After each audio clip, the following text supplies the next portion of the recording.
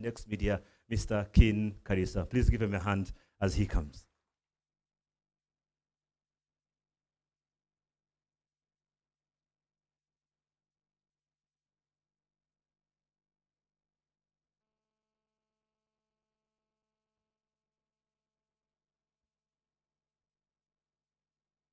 Thank you, Ben.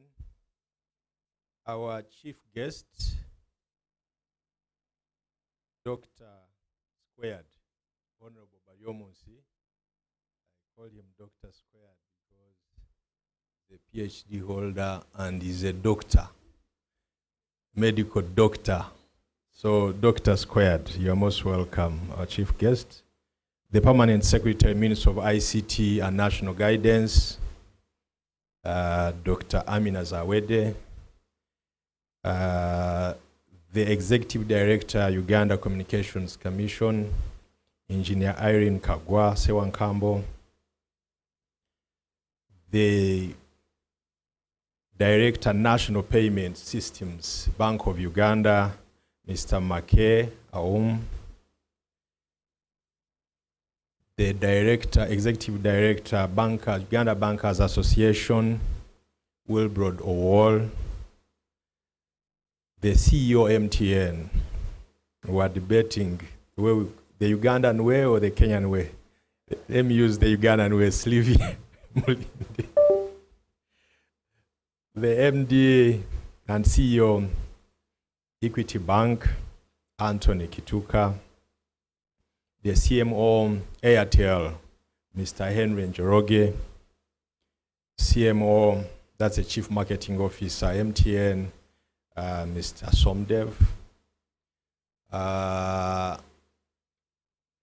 Afande Katawaz, the Deputy Director, Internal Security Organization. These people, we never introduce them, but for purposes of accountability, let me introduce them.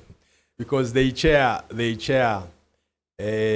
Honorable Minister, they chair a Cyber Security Council that oversees over 11 agencies to counter and try to fight this fraud we are trying to fight today. So he's here in that capacity as chair of that council that has UCC and many other bodies. And all of you, our partners, distinguished guests, ladies and gentlemen, hey, on-air talent, we have some on-air talent here. If I don't introduce them, they might censure me. So, ladies and gentlemen, today is it's a big day for us here at Next Media, and indeed with the other partners. If our people can try to change this and put other partners that we are working with. Honorable Minister, around November last year, we engaged some research organizations to find out how, as we're doing our usual media studies on how to engage the market and areas to focus on, we found out that really Ugandans were bothered about digital fraud. And for purposes of this meeting, when we talk about mobile money or virtual money or digital money, it means the same thing. I know there are brand issues here. So when you talk about mobile money, digital money, it's all about the money that you cannot feel and touch.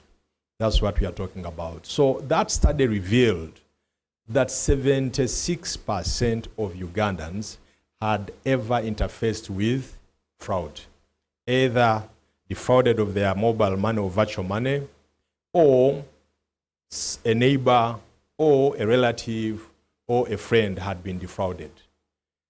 And in this case, in this particular case, we're looking at mobile money and online banking. We found out that there are people who subscribe to many applications online. This app, that app, this service, and in some instances they forget that they subscribed. And the bank keeps on deducting $2, $3, $4, $20. Then at the end of the month, you look at your balance, then you go to the bank. This bank is a problem. And since we are all now mobile journalists, you go on social media and rant. This bank is a cheat. So we are saying, can we work together as an industry to deal with this national problem? UCC and other partners have run several initiatives, fighting Bafere, fighting this, but these Bafere are not listening. These fraudsters, they are getting wiser every day. So we said, let's work together and put up combined effort. The Baganda say, agali awamu, gegalu menyama. We work together with the regulators, BOU, with UCC, our sector regulator, our sector ministry, ICT, with the enforcement agencies under the council, which is chaired by ISO, with the big telcos, MTN, Airtel, with the Bankers Association, UBA, and the key banks that really want to be seen as thought leaders in this space, fight this vice. And I want to thank you. I want to join hands together and thank the partners that have come together to fight this, those that I've mentioned. What do we pledge to do as Next Media and our other partners? We know for sure there are people, while engaging on this, we engaged partners. And at MTN, we got so many insights. The CEO here brought her team, the top executives. I had never seen all the executives of MTN, including those in charge of risk, those in charge of the network. We met them. They said, you know what, as you deal with this problem, whereas we have these people in cities on data and what, let's also look at honorable ministers, voters in Kanungu, those digging in the hills, where a relative in Kampala sends some money, mobile money, and immediately because they fear that that money will be stolen, the lady says, "Yo mwana kwatoza mobile money agent onyire sente zanje," that go and pick that money because she doesn't want to keep it on that phone for fear of that money being defrauded. So how do we work together to build trust? To build trust in this system. Some of you have traveled, and many of you have indeed traveled. I was once in the US and they told me I had my dollars. I put $50, $100 to buy something. Say, boss, this one we won't take. Do you have a card or something? I say, yeah, I have a card, but I have also money. Isn't this a legal tender? They say, no, we don't want. You use your card. It's coming here. The other day, I'd gone to play golf in Kenya, and they said, at the club, they said, no, we only accept M-Pesa and cards. So keep your money. Let me tell you, this paper money, within 2 years, it will be rendered not useless, but you won't get what you want with your paper money. So now that we'll be using digital money, how do we secure that space together as a country? How do we work together to make sure that this digital money is seen as real money? How do we work with BOU? BOU, we had many meetings with BOU to come up with this campaign. We met over 5 directors, and they said people take fake money to mobile money agents to convert to real money in the digital form. So you remain with your fake money as an agent. You only discover that this money is fake when you go to Equity Bank to say, I'm trying to bank this money. Then Equity says, no, boss, this money has issues. But you've already created value for someone else. We've seen instances where people leave money, fake money in ATM, whatever. Someone comes to withdraw and say, hey, if you're a good Samaritan, you say, but who has left money? Maybe they have withdrawn money and they have forgotten part of it here. There are fraudsters outside waiting. Then you come out, whose money is this? Yeah, it's for this lady. we know her, let's send this money to her mobile money. You get that fake money, you use your real money from your mobile money to send to these fraudsters. So, how can we educate our population to make sure that they understand that these fraudsters, they are there to deprive them of their hard-earned money, but also to make their work hard. Let them earn it if they have to. Let's make it very, very difficult for them to earn this money from our people. As I conclude, we've engaged BOU. BOU has agreed to do financial literacy to all our people. Those people you see behind there are some of the big stars in this country. They are show hosts, they are anchors.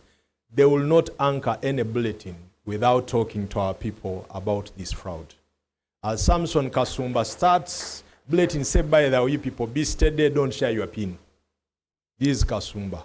As he concludes the bulletin, he said, by the way, if someone calls you like this, they better use this kind of number from either the telco's customer care or something like that. Someone in Teso, on Voice of Teso, a show host or the one doing the drive show will be able to speak in Ateso and say, Beera steady in Ateso. Beera, I don't know how in Ateso. So they will use. In Kanungu FM, owned by the chief guest, they will be able to say, Bus steady. Bus steady, be better. And BOU has said that they are going to train all these show hosts in financial literacy to deal with the be better bit. So that as you save this real money, the digital money, how can you use it to do better things? So BOU has even committed, you show hosts, you on air talent, is going to give you certificates as financial literacy trainers. They're going to train you, give you certificates on how to train Ugandans to be better. So this campaign that we are going to run for now, Honorable Minister, for 2 years, because it's a behavioral change, it's going to take 2 years.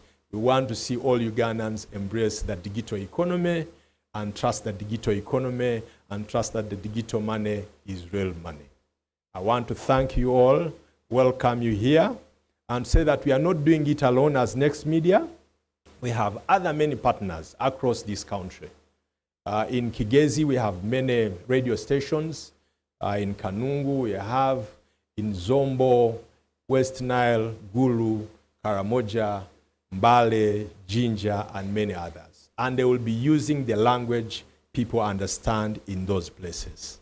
And I want to thank all those partners under United Media that have come together. We'll use more than 100 radio stations, over 10 TV stations. Digital will be massive. We'll use 360. We'll use our own digital tracks to reach people in markets to push this Injili, this Beera Steady campaign. Thank you very much. And we are delighted that all of you joined this campaign. And this campaign is for all of us to make Uganda better and to create a trusted digital economy. Thank you very much. Karibu sana, you're most welcome.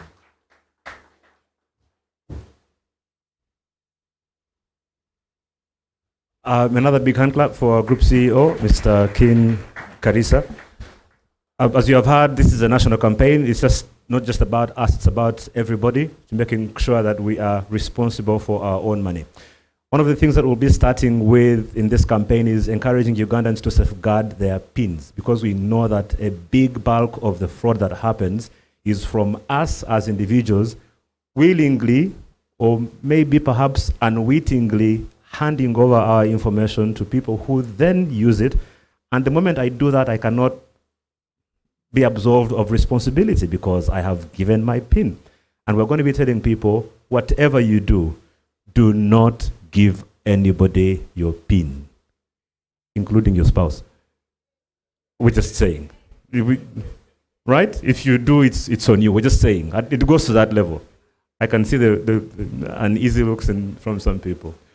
Let's hear from some of our partners now in terms of why this campaign is important. I want to start by inviting our good friend and managing director at Equity, Mr. Anthony Chituka, as he comes. Please give me a big hand clap as he comes.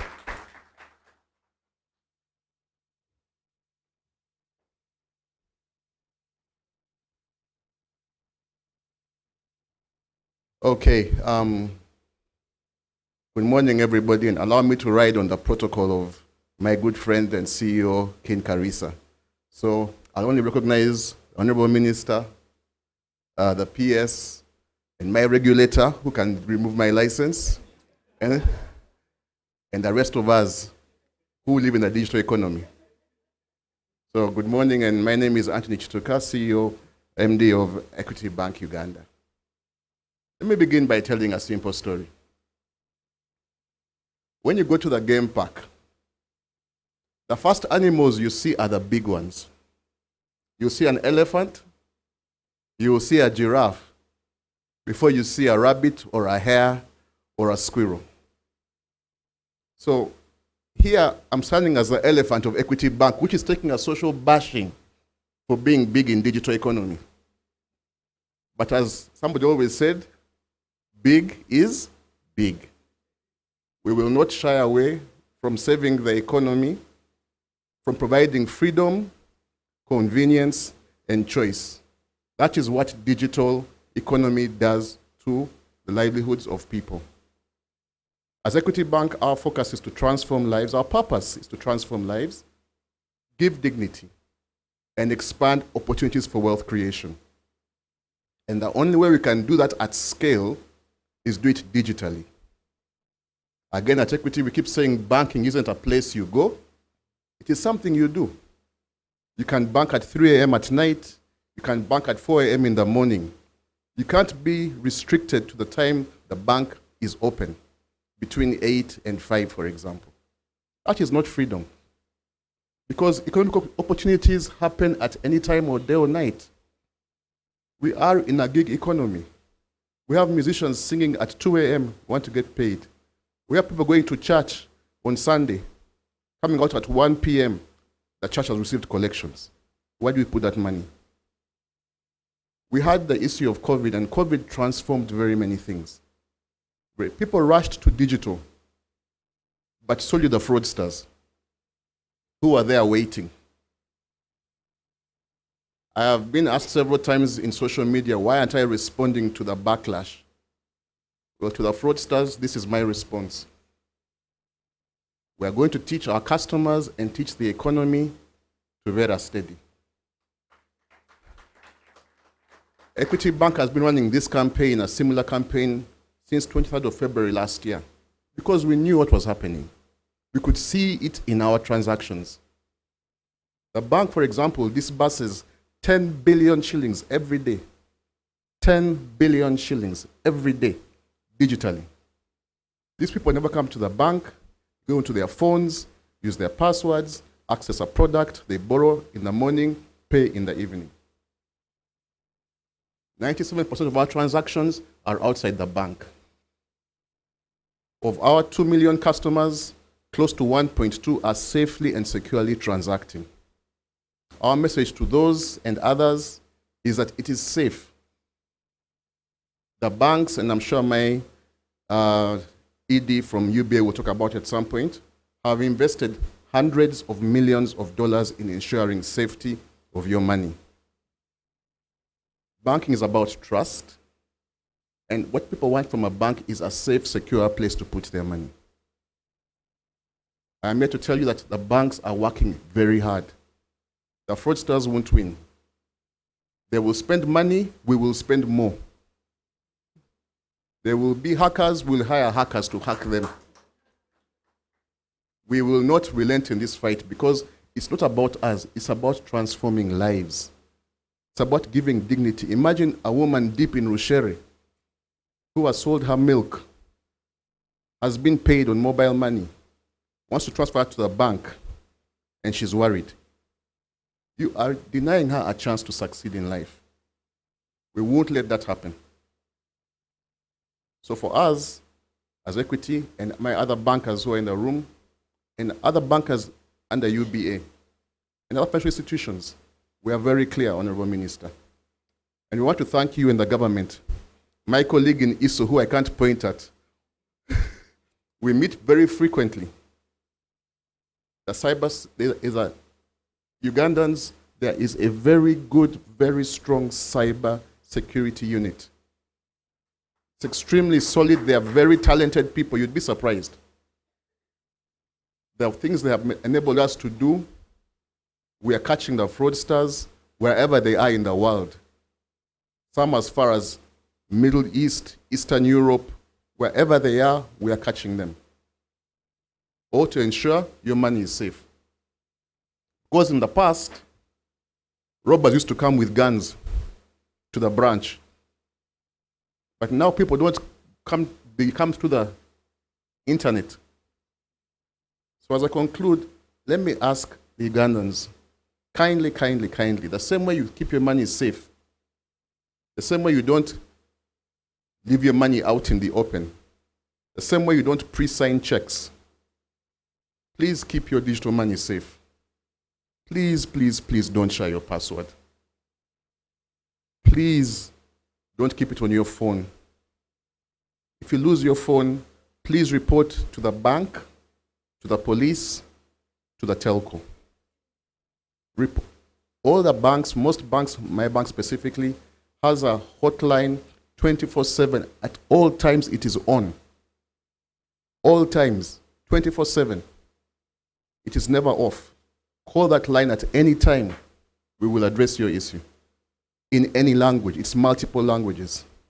It's never off. Because money doesn't sleep. Neither do we. So as we embark on this campaign, as this consortium, as this group, we're encouraging others to join us. We're encouraging others to spread this message. Encouraging customers, please report. Please come. And in cases where evidently there's an issue, the banks, the telcos, we will make good. If it was clearly a situation where there was no fault of yours. We will not bow down to fraudsters or to social media pundits who are trying to promote certain agendas. Because now we have got one of the biggest social media houses fighting on our behalf, collectively. I can't say much sometimes because of restrictions of law and fiduciary responsibility, but I will be responding through this channel. And I hope you hear our voices loud and clear. We are united. You will not try to use the telcos against the banks against the security teams, the government or the media. We are all now together. In this boat, there are going to be no losers. In this boat, we are together. With those many words, I want to thank my colleagues and friends and partners. I want to thank the regulators, both Bank of Uganda and UCC, and assure you of the committed support of Equity Bank in this process. Thank you very much.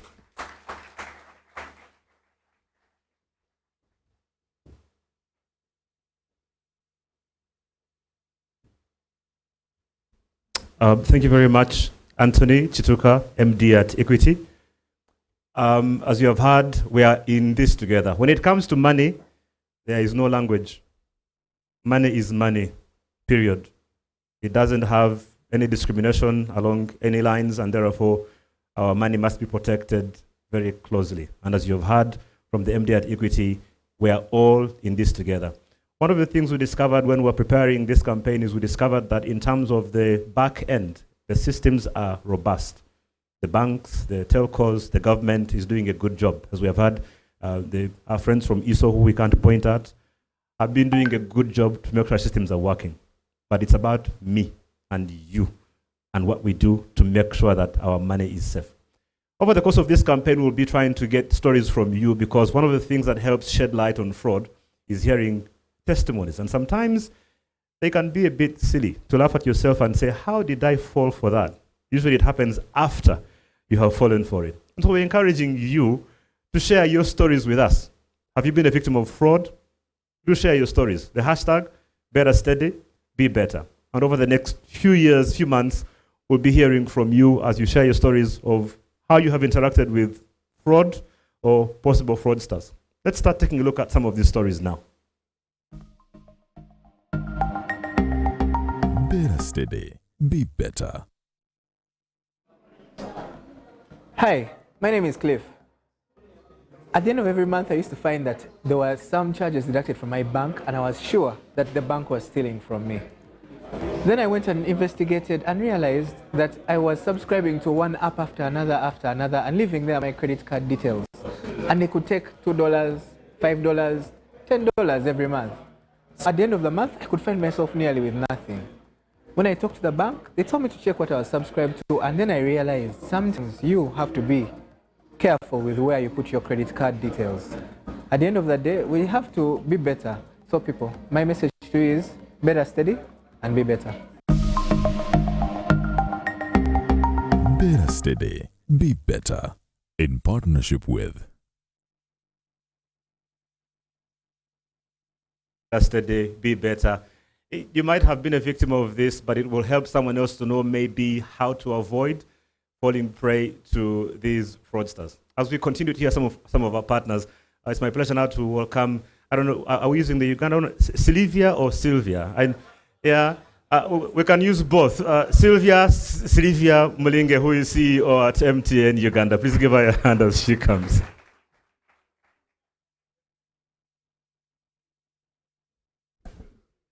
I can't even pronounce that name. Sylvia. It's very hard. Anyway, an absolute pleasure to be here. To my minister, really good to see you after many days. PS, thank you so much, Dr. Amina, for your support. To my regulator, are you the only engineer in the room, the only woman engineer in the room? It's International Women's Day, so please, can we clap for her, right? To Makea Omu, Director National Payments, Wildred Owor, ED, Uganda Bankers Association, Anthony, my friend, and one of our bankers and partners, Lieutenant Colonel Emmanuel Katabazi from ISO. Really nice to make you pleasure to meet you today. First of all, I'm really happy. I like the way you say that money never sleeps. I want to tell you, my regulator never sleeps, right? She regulates me during the day and at night.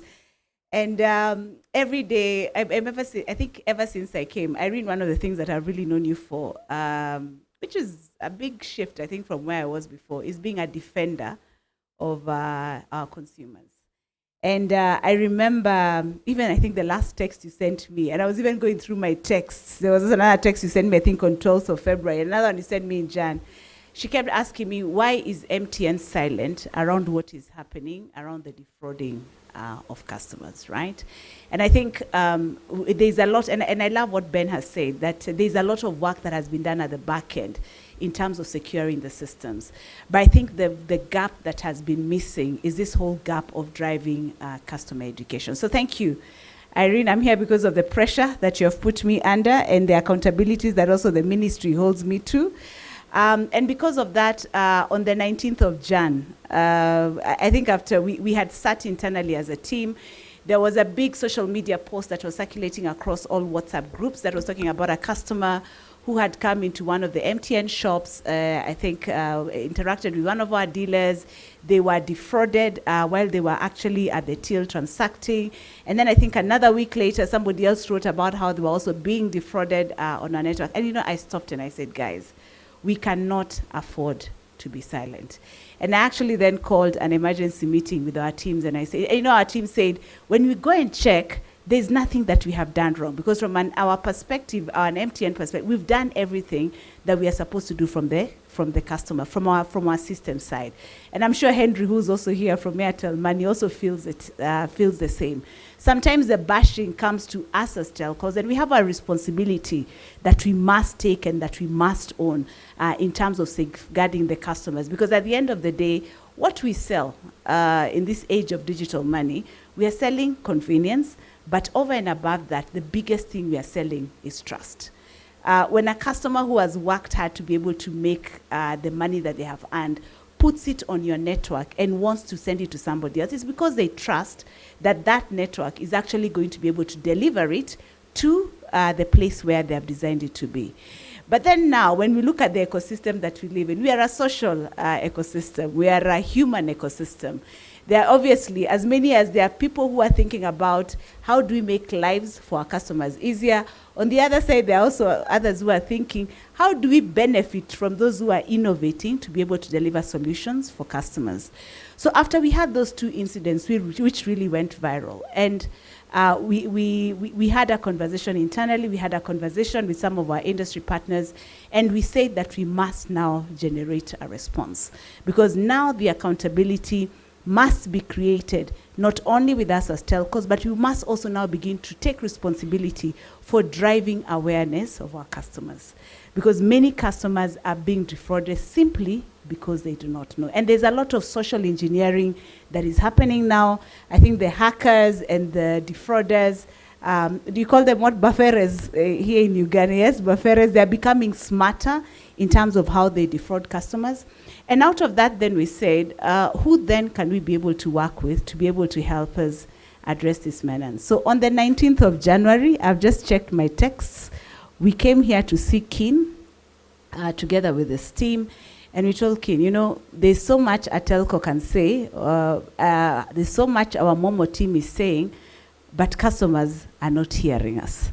And it seems the people they listen to are the people who they hear every day on radio, who are interconnecting with their lives, the people that they see on TV, who are telling them stories. I was told there was a gentleman, I think I've seen at the back, called Kasumba. When he speaks, people listen. The other people in this organization who do investigative journalism, we had the opportunity to be able to meet with Canary.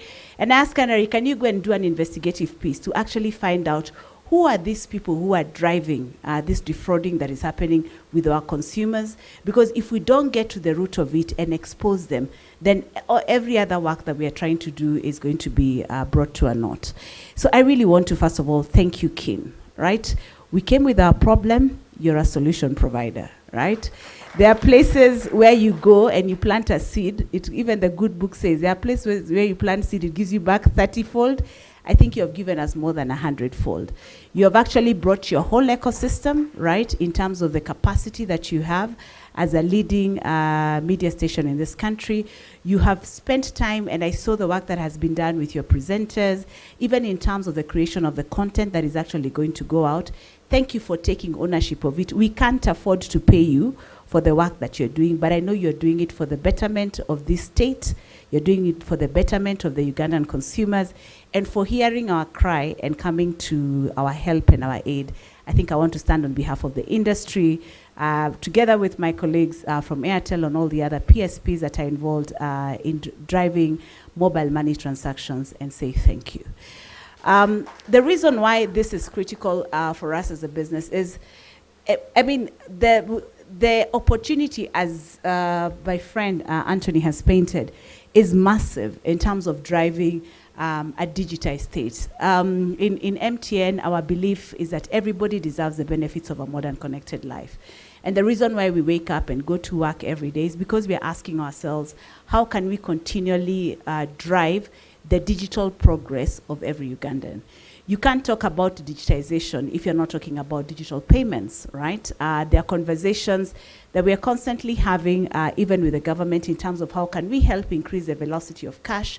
How can we bring more merchants into the ecosystem? How can we enable and lubricate the flow of cash that is happening in the economy? Because it has actually been shown through studies that the more we drive digital and financial inclusion, the better the economic outcomes of any country and any nation. And therefore, for us, the responsibility we have is not only in terms of creating the systems, the platforms, and the innovations, the use cases that benefit every merchant, every consumer, and create that trust and convenience that they're looking to, but also we take the responsibility of ensuring that even as we want to create more users and bring them onto the platform, we also have a responsibility of driving financial literacy. This is what will create that trusted digital economy that Anthony has spoken to. We recognize that there's a lot of work that has been done. I mean, when we announced our results late last week, we did mention that we have seen a growth in terms of our transaction values. They've grown by about 39.8% in 2022 over 2021, and right now we're seeing transaction values of about 92.3 trillion flowing through our network alone, and that doesn't count what is happening with our colleagues on the banking side, as well as what is happening in the rest of the industry. We've also seen that also even the number of customers on MTN, we have about 11.0 million customers who are using mobile money services out of our total base of 17 million, which is more than 50% of the base. And therefore that shows that the need for the service actually exists. Now that is a good side. The other ugly side, which we probably never share, is that also at the same time, when I look at Dorcas, who is here, our GM of customer experience, when we look at the number of calls that are coming into the call center on a daily basis, more than 60% of them are related to mobile money, right? With a huge percentage related to fraud. I think on a daily basis, we are receiving over 30,000 calls coming into the call center with people calling, saying I've been defrauded. And even on our digital channels, we have about another 30,000 interactions of people speaking about the way they have been defrauded. And when you actually get down to the root cause of it, you realize the incidences are the same. The symptoms are the same. It's just that people are not educated. So for us as MTN, it is really a great privilege to be able to sit together with all the trusted partners who have come on board this, together with the ministry, with our regulator, to actually see what it is that we can be able to do as an industry to help curtail this menace, because there is no way we are going to be able to continue to drive growth if customers can't trust that they're being defrauded. But I think it's also a call to all the security teams out there that once we nail these people, and here I'm looking at the government, once we nail them, we can't be giving them fines that they can easily be able to pay and they get themselves out of jail and go back to defrauding. I think they need to be made, because even the society knows where they're from. In the country where I come from in Kenya, there's even a region we call Mulot, where we knew all the defrauders were coming from. And we highlighted this and had the security agencies pay special attention to those areas so that then we can actually call out who these defrauders are, shame them, show them on TV, because there are people who are living in our society. Because that's the way then we also even show our young people that this is not the easy way to make money, right? Because if we don't treat this as a criminal act, if we do not penalize these people heavily, then also people will think that, you know, I'll be slapped with a fine of 100,000, 1 million shillings, I don't know what the fine is, I'll pay it, come out and continue with the work that I'm doing. So I think even as the work that is being done today in terms of driving the awareness, the work that is being done by the telcos, the work that is being done by the ministry, by the Bank of Uganda, by our regulators in terms of making sure that they keep all fintech players on their feet. There's also the work that needs to be done from a security perspective so that we close that loop and we ensure that our customers stop getting defrauded. And then we will actually then have a strong foundation to drive the digitization of Uganda. Last but not least is to tell all our consumers, we absolutely treasure you, we love you, we are going to continue to provide services for you, we are here to do good by you, but you must also take personal responsibility. As has been said, okay, I flinched when they say don't share the PIN with your spouse, but it's probably true. Don't share your PIN with anybody. When you go to an agent to transact, you know, sometimes you're standing, there's someone standing behind you, they can see you, whatever it is that you're doing with your PIN. And let me tell you, these hackers, I was in Soroti about a month or two or 3 months ago, and I met a customer who was actually defrauded at the till. Today, my team and I are heading out to Gulu to interact with customers there, and I'm sure we'll find many more narratives and stories of customers who are still being defrauded simply because they do not know. So as we go out to drive this awareness, as you find out, we urge you, our dear customers, please take responsibilities. That's the way we will all then end up becoming better. We do our bit and we do your bit. We like to say in MTN that we love doing good together. So here we are with our partners coming to you, our consumers saying that we're willing to do good by you. And I believe also, even as per our latest thematic anthem from MTN, if we do this together and we do it well, together we will be unstoppable in terms of what we are able to drive in digitizing this great country and ensuring that the safety and the trust of our customers is never forgotten. Thank you very much for listening to me, and God bless you all.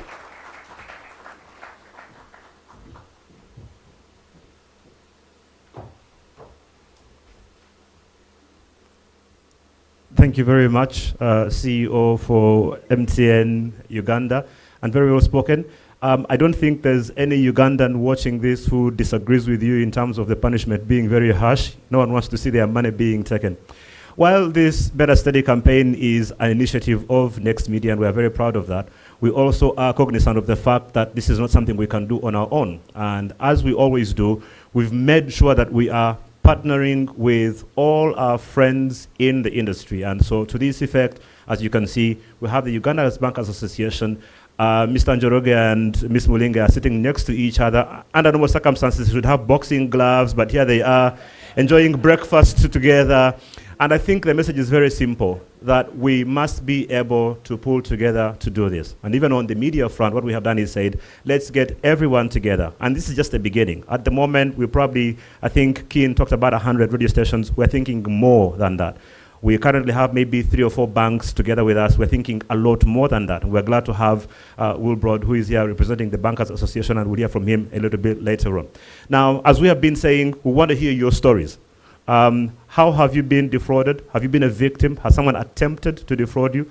Do share your stories and tag us. The hashtag is Beera Steady. And even as you do that, we'll also share some of our stories. Again, these are not things that are laughing matters, but sometimes it's good to laugh at yourself once you're fallen victim to this. And so I just wanted to find out, from some of our people, what things they have fallen for. And as we go around the country, from all the partners that we have, so again, there are too many to mention one by one, but you'll be interacting with these radio stations across the entire country, including Kanungu FM, which is represented by its managing director here today, and many others that we're going to be working with across the entire country, from TESO, from the Western region, from Northern region. And if you run a media house and want to join us for Better Study, would love to have you get in touch. I'm sure you know how to find us. It's not difficult. Look for the biggest flag in Uganda. You will have found us if you need to, on top of Naguru Hill 13 Summit View, and we can have that discussion.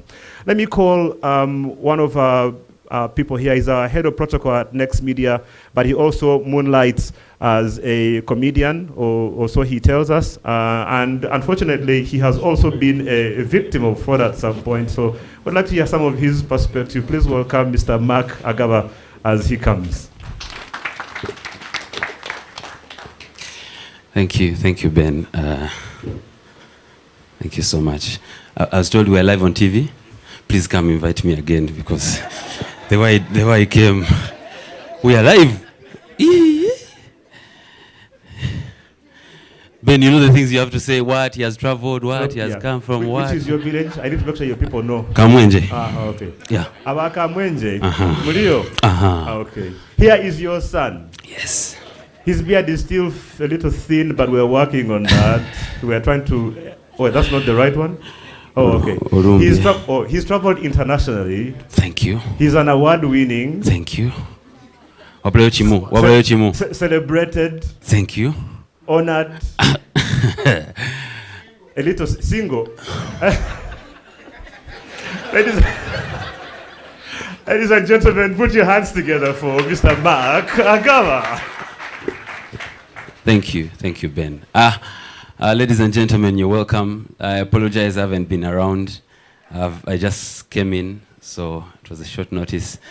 And I first of all want to thank every married person that is here.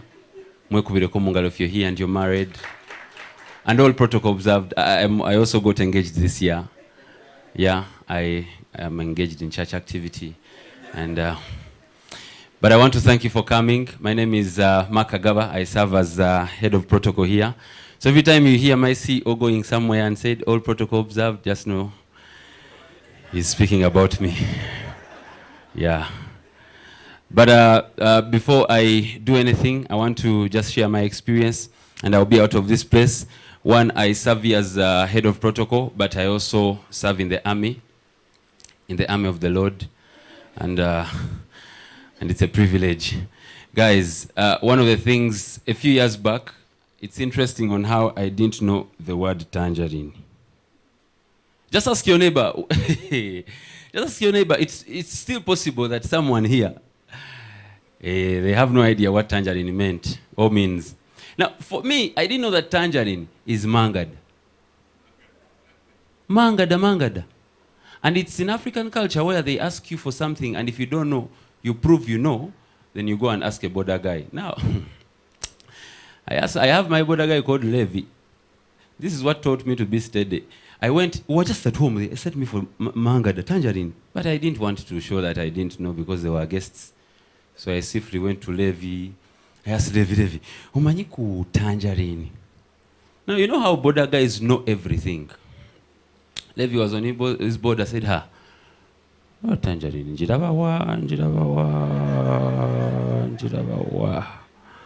Where do I see tangerine? Levi started. You see, tula. Then we started the journey. We are looking for what? Now, I'm living in Zambia. Kansanga, now around Bunga Market. We found a border stage. And you know the way they sit on their borders, without work, midday there, they're all chilling like this. So we stopped and we asked these guys, say what koku tangerine. Now what broke my heart was this other border guy. He also came out and said, Mucha ino lugendo, no? Mucha ino lugendo. Now he left his board and came and said, Kati, olaba kino kyokutte tova ku luno oluguudo. We continued. We're looking for what? Now, as an educated man, really, I told the border guy, soko yimirireko nange mbuzeeko. You stop so that I can also do what? Inquire. So there was a market station and there were market ladies. So I went off the border, I asked the lady, Mama jebaleko. Said kale mkwano jebaleko. Said why tubuza ku tangerine. Now, I left Levi on his border. The lady looked at the mangada, looked at me. He said, Mutabani, tangerine you know mangada. Ladies and gentlemen, I looked at the mangada. I looked at Levi. Now, Levi was relaxing on his border saying, hey, behavior.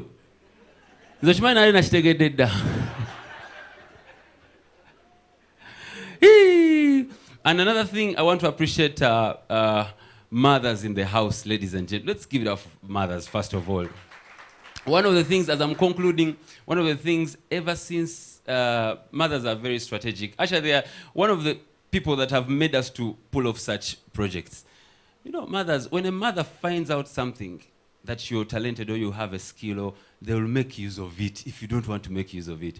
Like ever since my mom noticed that I MC events, she no longer goes to wedding meetings with money.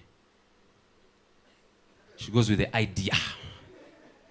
So every time, you know when you're in a wedding meeting and the chairman says, ladies and gentlemen, item number 1, venue covered. Let's clap for the Bagore. Item number 2 is covered. Normally, item number 8 is the MC. And the MC is always 2 million, 1.5, 3 million. Now, every time they reach item number 8, my mom says, chairman. That one, let's skip, I've sorted it. Now, people think that she's going to get 2 million and give it in to the finance team. Then after the wedding meeting, they ask her, hey, Nyabo, you covered the MC? Says, yeah. But you didn't pay the money. He said, no, I have him at home. He will just MC. Ladies and gentlemen, thank you so very much. Thank you very much, Mark. You and me have suffered that curse. Blessing, I should call it. Yeah, blessing. Yeah, we'll call it a blessing.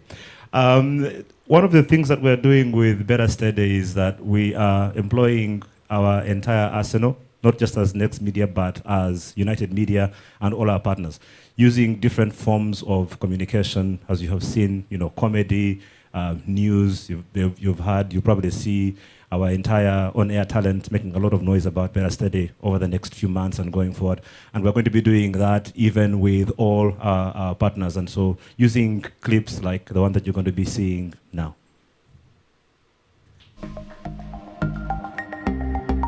Beera Steady. Be better. Madde manyiko ogana okwata essimu yange Ssemakula ninga mwana w'oku kyalo gwe twakola naye. Wagandira ddala okutereeza okutuweereza ssente tutereeza essimu yo kati layini yo tugenda gitemako. Tomanyi munnange naye nanti mbadde nkuweereza ssente ku ssimu yo by mistake. Munagala nga Onesmus tokunyuzuka Josephat omuntu owasomera nawo mu primary school ono landlord. Of course, many of them will come in that direction. I hear OBs to come up for homeschooling. But yeah, your landlord, most of your landlords are still your parents. But now in this particular errand season, most of the scammers are doing their best to earn what you have. So better steady, be better.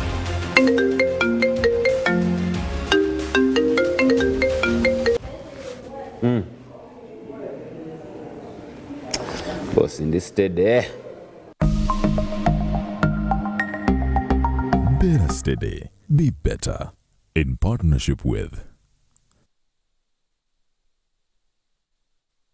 Is Beera Steady. If you're following us, do share your story of your interaction with fraud anywhere in your journey to be digitally ready as far as money is concerned, and do tag us so we can be able to pick up those stories and share them as we go along. Now, my pleasure to invite one of our key partners. Honorable Minister, I had mentioned earlier and introduced you as the tallest man in the room. I need to take that title away from you because I think our next speaker might be just an inch or two, maybe taller than you. He's the Executive Director at the Uganda Bankers Association, my very good friend, Wilbrod Owo. Then I think it might be a draw. Please welcome Wilbrod as he comes to speak on behalf of the Uganda Bankers Association.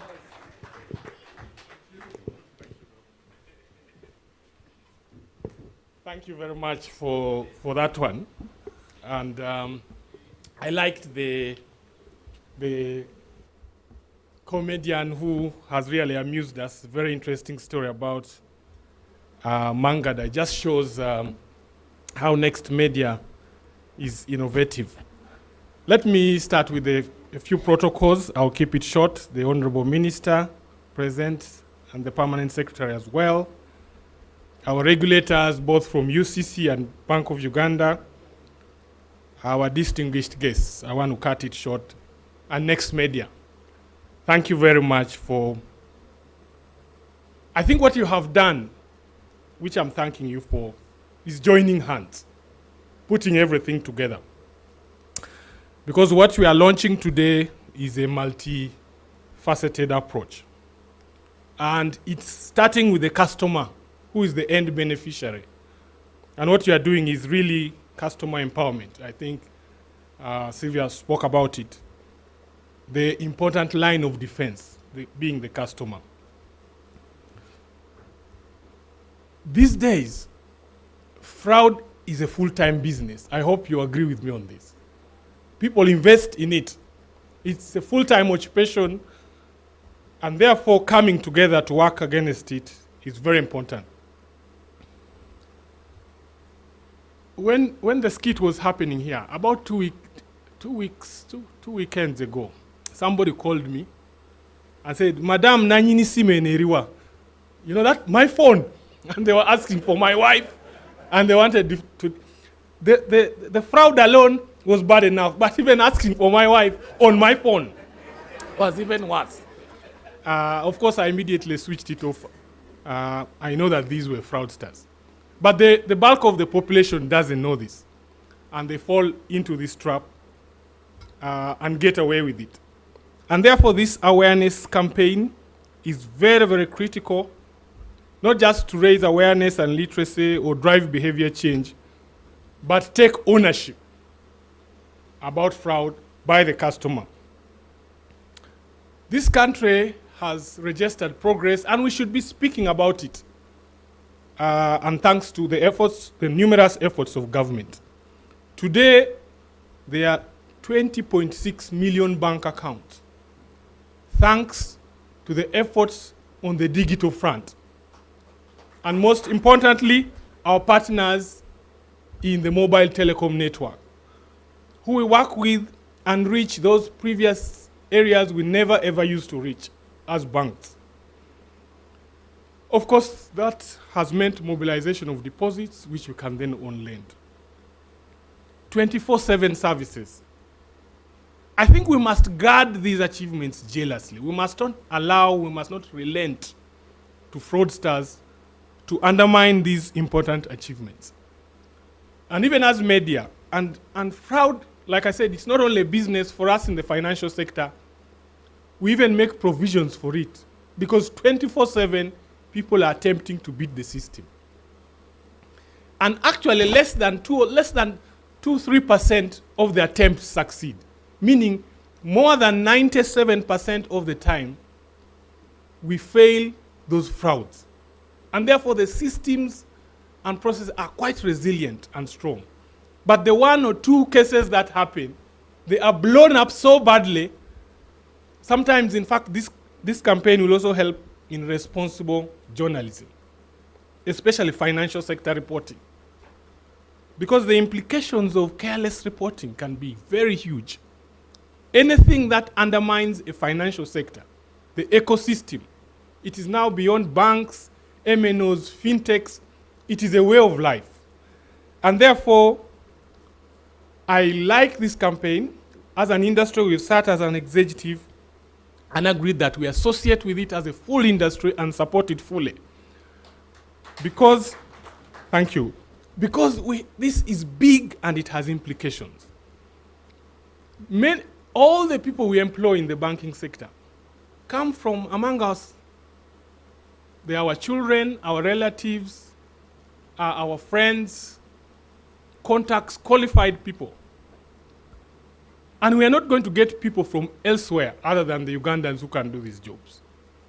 But each time we have a fraud case and we arrest them and they face disciplinary action, I don't know what's happening. Either there's a young culture or something. Somebody is asked and says, even if I'd worked for 10, 15 years, I would never have made this money. Okay? So there's quite a lot that will go into this campaign as well, and we will equip it with experiences, best practices, examples, as much as possible. And I like the way Next Media has positioned it. When they came to see us, they told us the secret. I always watch news on NBS. I didn't know why Kasumba, does his things the way.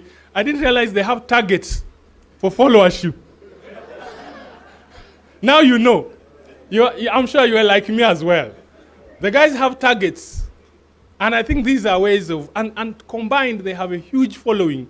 I think they mentioned about 8 or 9 presenters, and they had over and above 10 million, combined following. So the way they've structured it, they speak in a language that will best be picked by our population, because sometimes we focus on a lot of technicalities. The MNO side has really helped. And like Sylvia was talking about, 90 million. The last figure I saw in December on MNO transactions combined was over 165 trillion in the country. This has a huge impact in the economy. And therefore, we must protect and safeguard digital channels in whatever form they come in. I am glad the security teams, and like my colleague Anthony spoke to this, they have a lot of information, useful information. In the banking sector, we are building blacklists, and we now have a collaboration agreement with Payment Service Providers Association, so that we share information as much as possible. Because any loss, any fraud, be it on the MNO side, on the banking side, hurts the economy and hurts the ecosystem. And by extension, hurts the economy, because it undermines confidence across the system.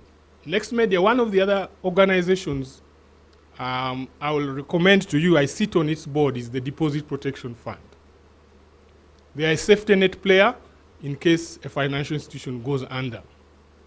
And they're interested in awareness, and of course, they are not for fraud, they want to fight fraud, but most importantly, mobilize deposits.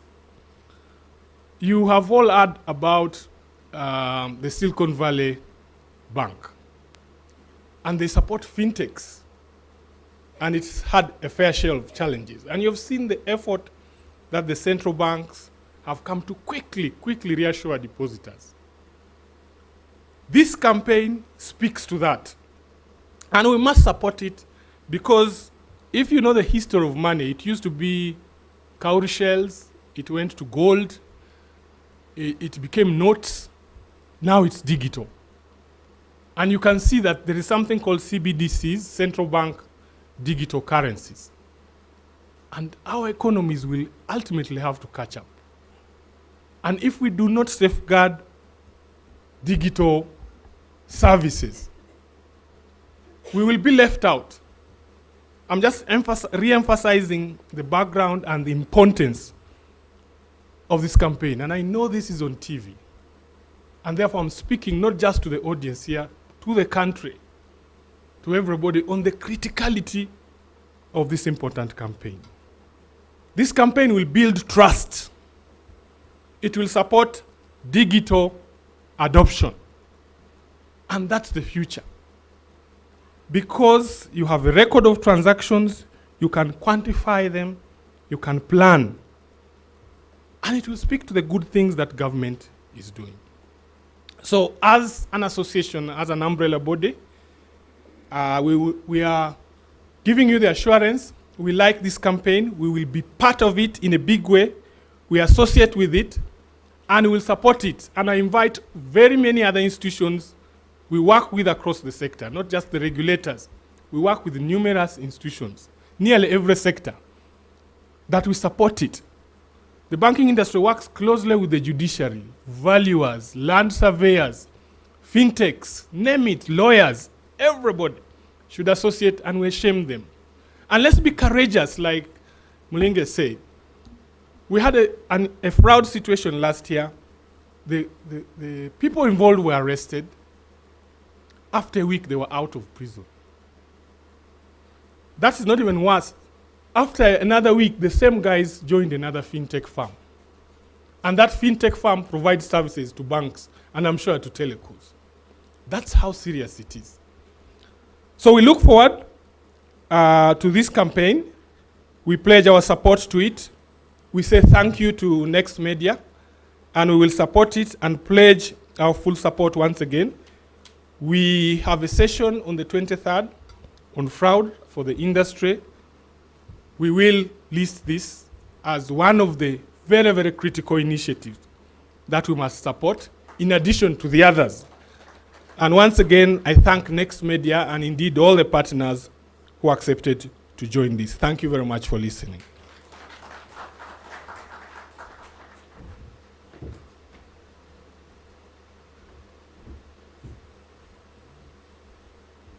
Thank you very much, Wilbrod Oro, ED at the Uganda Bankers Association.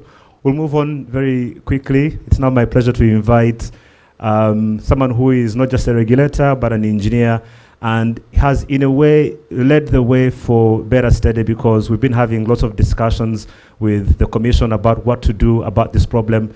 They've had some initiatives in this regard, and what we're doing simply is reinforcing what Uganda Communications Commission has been doing. Please welcome with me our ED at UCC, Engineer Irene Kagwa Sewankambo, as she comes.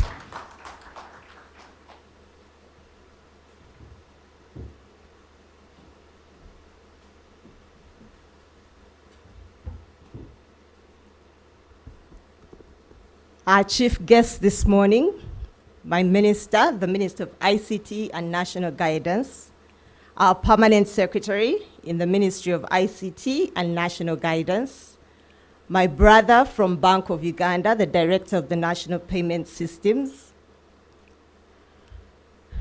my colleague from the side we don't talk about, the deputy director, general of ISO, again, my good friend, the executive director of the Uganda Bankers Association. Yes, Anthony, the managing director, Equity Bank. Sylvia, the CEO of MTN. Of course, our host, Mr. Kin Kalisa. Colleagues from the sector, ladies and gentlemen, I greet you all. You know, for me, this is really a dream come true. Because if there is any organization that has been bashed over Bafere, you could think we manufacture Bafere in UCC. And so for us, this campaign is something we applaud all the partners who've come together. As a country, the whole world is going global and digital. So we cannot say in Uganda, as we're going to remain in our ways of hiding the money under the mattress or digging a hole or having a small tin, because we're part of the global world.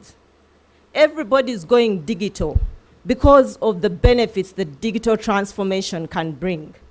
You know, the advert that we started with, looking at our lives. When you go to a room in a country where you do not have a local number, the first thing you normally ask for is there Wi-Fi? Because we can no longer imagine our lives without being connected. And we have driven this campaign to others who may not be as fortunate as all of us. In terms of our work, yes, these days we are all scared of what AI is becoming as we see the developments, but technology has penetrated every aspect of our lives, and it is supposed to make it better. So even us in Uganda, we are saying we are not going to be left behind. But I always say technology is a double-edged sword. The same way it has all these benefits, it can be exploited negatively. And that is what is bringing us here today. The same way you have crimes in the physical world, the cyber world is just getting that bad manners and putting it in the cyberspace. But can we say we will turn a deaf ear? We cannot. We always talk about what is government doing, what is MTN doing, what's Airtel doing, what's so-and-so doing. But it requires all of us. I always give an example. You know, when you're securing your house, and I always want to remember the things of saying it's not enough. There were those times in our country where you'd have the padlock, you've locked the padlock, but additionally you may put empty saucepans so that when someone moves, you can hear the sound. But all that is useless if when you finish locking that padlock, you put the key on top of the house. Because then this thief just comes and gets that house and opens up all these beautiful things you've done. So in the same way, we are telling the operators, the industry, the banks to secure, and they have invested, and they are going to keep investing because they'll never get to a point where they said they've finished. That is the reality. It is always evolving. The Bafere are always finding new ways of, you know, trying to trick us. I've been watching this issue for a long time. So when we started, you'd see certain patterns, but when you compare with what's there today, the systems have become so strong for them that they are attacking the end user. So they are looking at the end user as the weakest link in the chain because of the investment and tightening up that has been done behind. So this campaign is very important because it's giving each of us information to be able to be a strong and not weaker point in that link. And it's not going to be the beauty of this campaign. I was telling my colleagues, before we would come and say, we are teaching you, but I'll come here and speak all the engineering and no one will understand. When we use the media, and I've always emphasized this is the importance of the media in our society. They take the message and bring it down to the everyday person to be able to help them understand. They help communicate, they inform, they educate. So they are in a vantage position to help the public know. For a long time I've been teasing Keen, you guys, why doesn't the media also take this up? Because they're not going to make money if all of us have been buffeted. If they've stolen my money, there's no money for me to do business with a media house. So we call on to other media houses who haven't yet joined. There are over 300 radio stations in this country. They should all be part of this. So those ones who haven't yet joined the Beera Steady campaign, please join. Let it be your CSR to the public, to the community, because this affects everybody. The same way we had an impact with COVID, Beera Steady is an issue that is there for each and every one of us. In your communities, in your churches, in your families, we are the very ones who've taught these people to go and transact through these financial platforms. Teach them, help them understand. You know, people think, but how did they get my number? I can't tell you how many times I've been called. And the Bafere normally say, I'm calling from UCC. Now if you call me and you're calling from UCC, really, on what payroll is that? But that is just to show you that they are trying their luck with everybody. They always want to reach you. So we need to help our people. How do they keep that pin secret? You know, you go to ATMs where you find people telling the security guard, first come and help me. The same way we are actually practicing in regard to our mobile money. For a long time, I had refused to have online banking, even mobile money, until you realize you cannot survive anymore. We are slowly going to a cashless economy. Okay, we might never get to that completely cashless economy, but if we want to participate, if we want to make sure we are part of the national socio-economic transformation process, we have to embrace digital. But to be able to use it, to be able to trust it, to be able to have confidence, we need to be armed with information. So let all of us, I am waiting for when I'll be invited. I am happy to participate as long as Kasumba is not there on the other side, because he'll ask me a difficult question. But yes, let us all participate in this, in our communities, in our families, and I repeat once again, we invite others. Kudos to all of you, and thank you very much.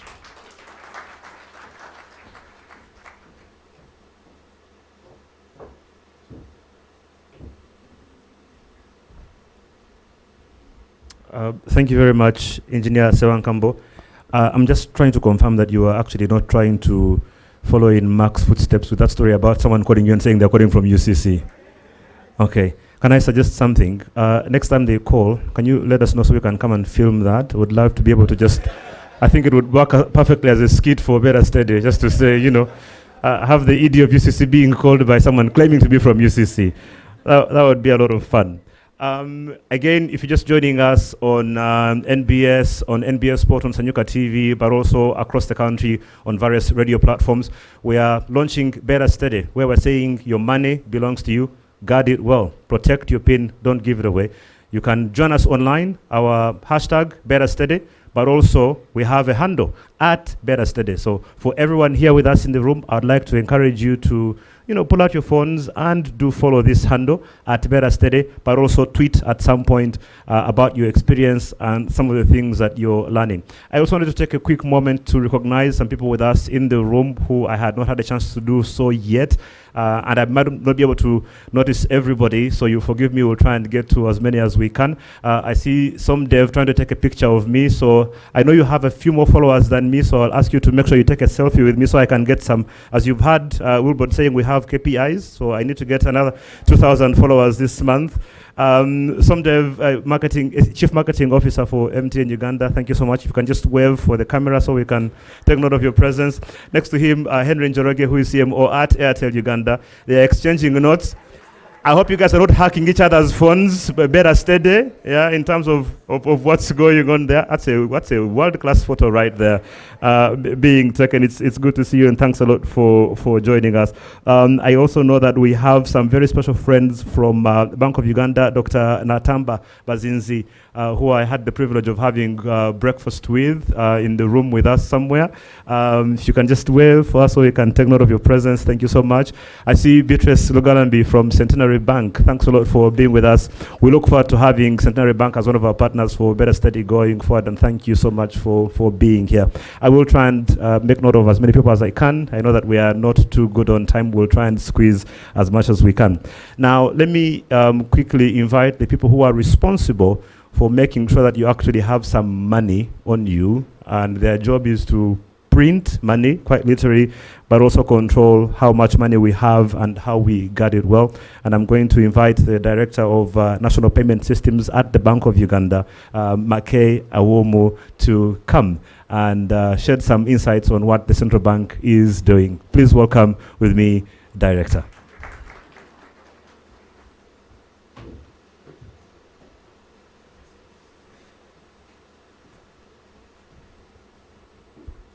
Yeah, thank you very much.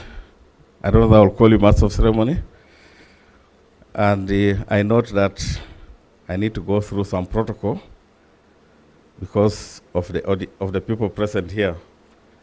So first, I want to recognize Minister for ICT and National Guidance. We're very grateful to have you here with us, and the Permanent Secretary as well.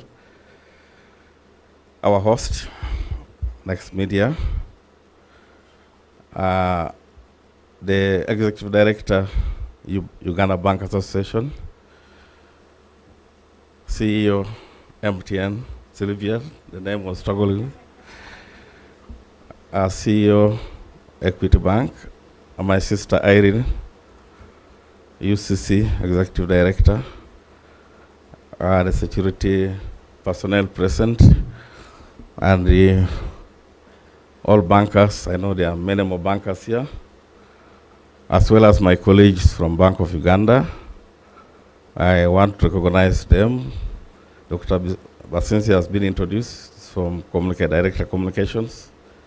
I also have Wesfer Hannington, Director Commercial Banking. And I think I have Ralph. So that's the representation from the bank. Well, what a day. I'm so delighted. All protocol observed.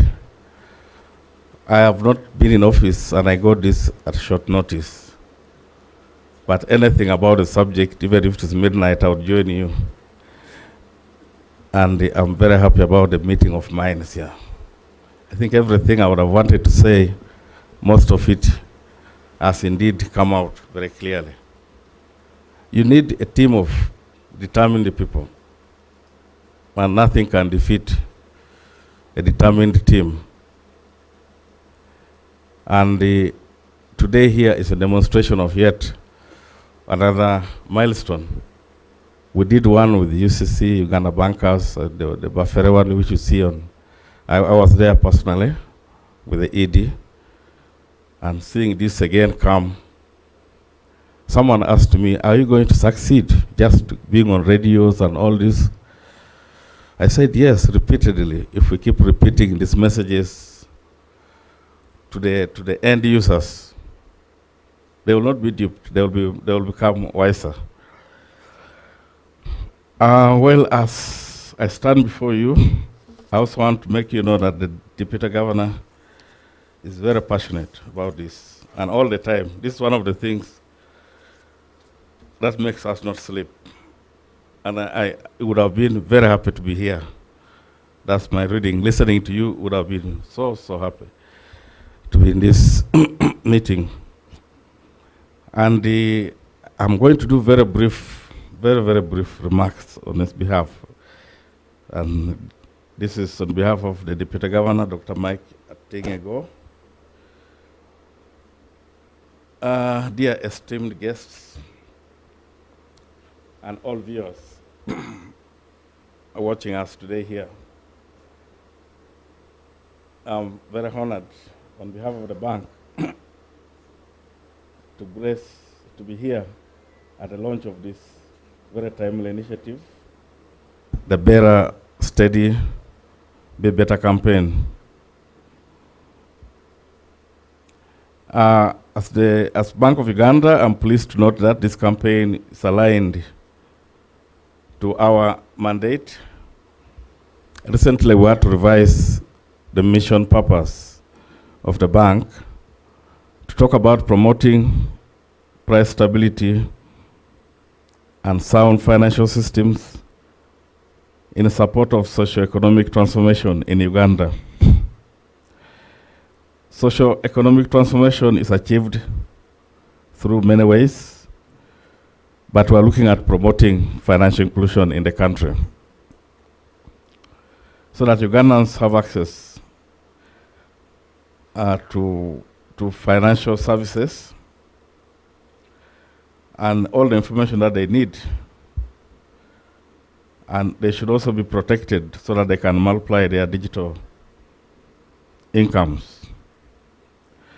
Bank of Uganda is committed to guiding and providing expert opinion, as well as facilitating the content creation for this initiative of Beera Steady, Be Better campaign.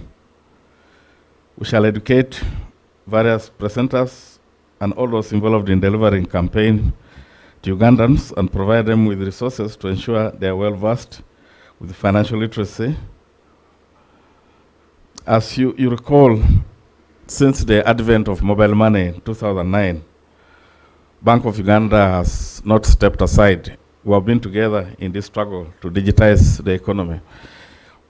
And we have come up with many initiatives, leave alone the law which came recently. But first we had the National Financial Inclusion Strategy 2017-22, which we have been implementing. We also did a syllabus for financial literacy. And we have like 7 semantic areas. Now lately we have expanded that syllabus to focus on digital financial literacy. And we've come up with a booklet which has been signed by UCC, Bank of Uganda, and UNCDF. So it's one of the tools that we're going to use rigorously for training our people on digital financial literacy. Financial literacy is an essential component of a sound financial system, and we are very pleased to partner with Next Media and all these radio and TV partners across the country. Time and again we send our officials. When I looked at the radio stations that were shown here, I've been to many of them. I've been a presenter in some of those radio stations and talking to people. And it attracts a lot of you get a lot of information and many issues that need to be addressed by us as regulators, as well as service providers. We are excited to collaborate with such a trusted media houses to deliver this vital message. In concluding, Bank of Uganda is committed to promoting financial literacy and is proud to participate in the Beera Steady, Be Better campaign. This campaign will have a positive impact to economic well-being of Ugandans in the support of socio-economic transformation. Now, being the one on the ground and doing the footwork, allow me just to mention a few things, and I'll be very brief. At the bank, we welcome this Beera Steady campaign. Just to make you know that we did a review of the implementation of the National Financial Inclusion Strategy. What have been the main challenges? So we're seeing things like connectivity, infrastructure issues, and then public awareness stood out, and the need for collaboration. I know that the Minister of ICT is doing a lot in terms of connectivity. I also know that MTN and Airtel on their own, they haven't come out with smartphones. But that may not be enough if we don't do digital financial literacy. I have very big dreams about digital financial literacy. When I was young, we used to watch cinemas in the village.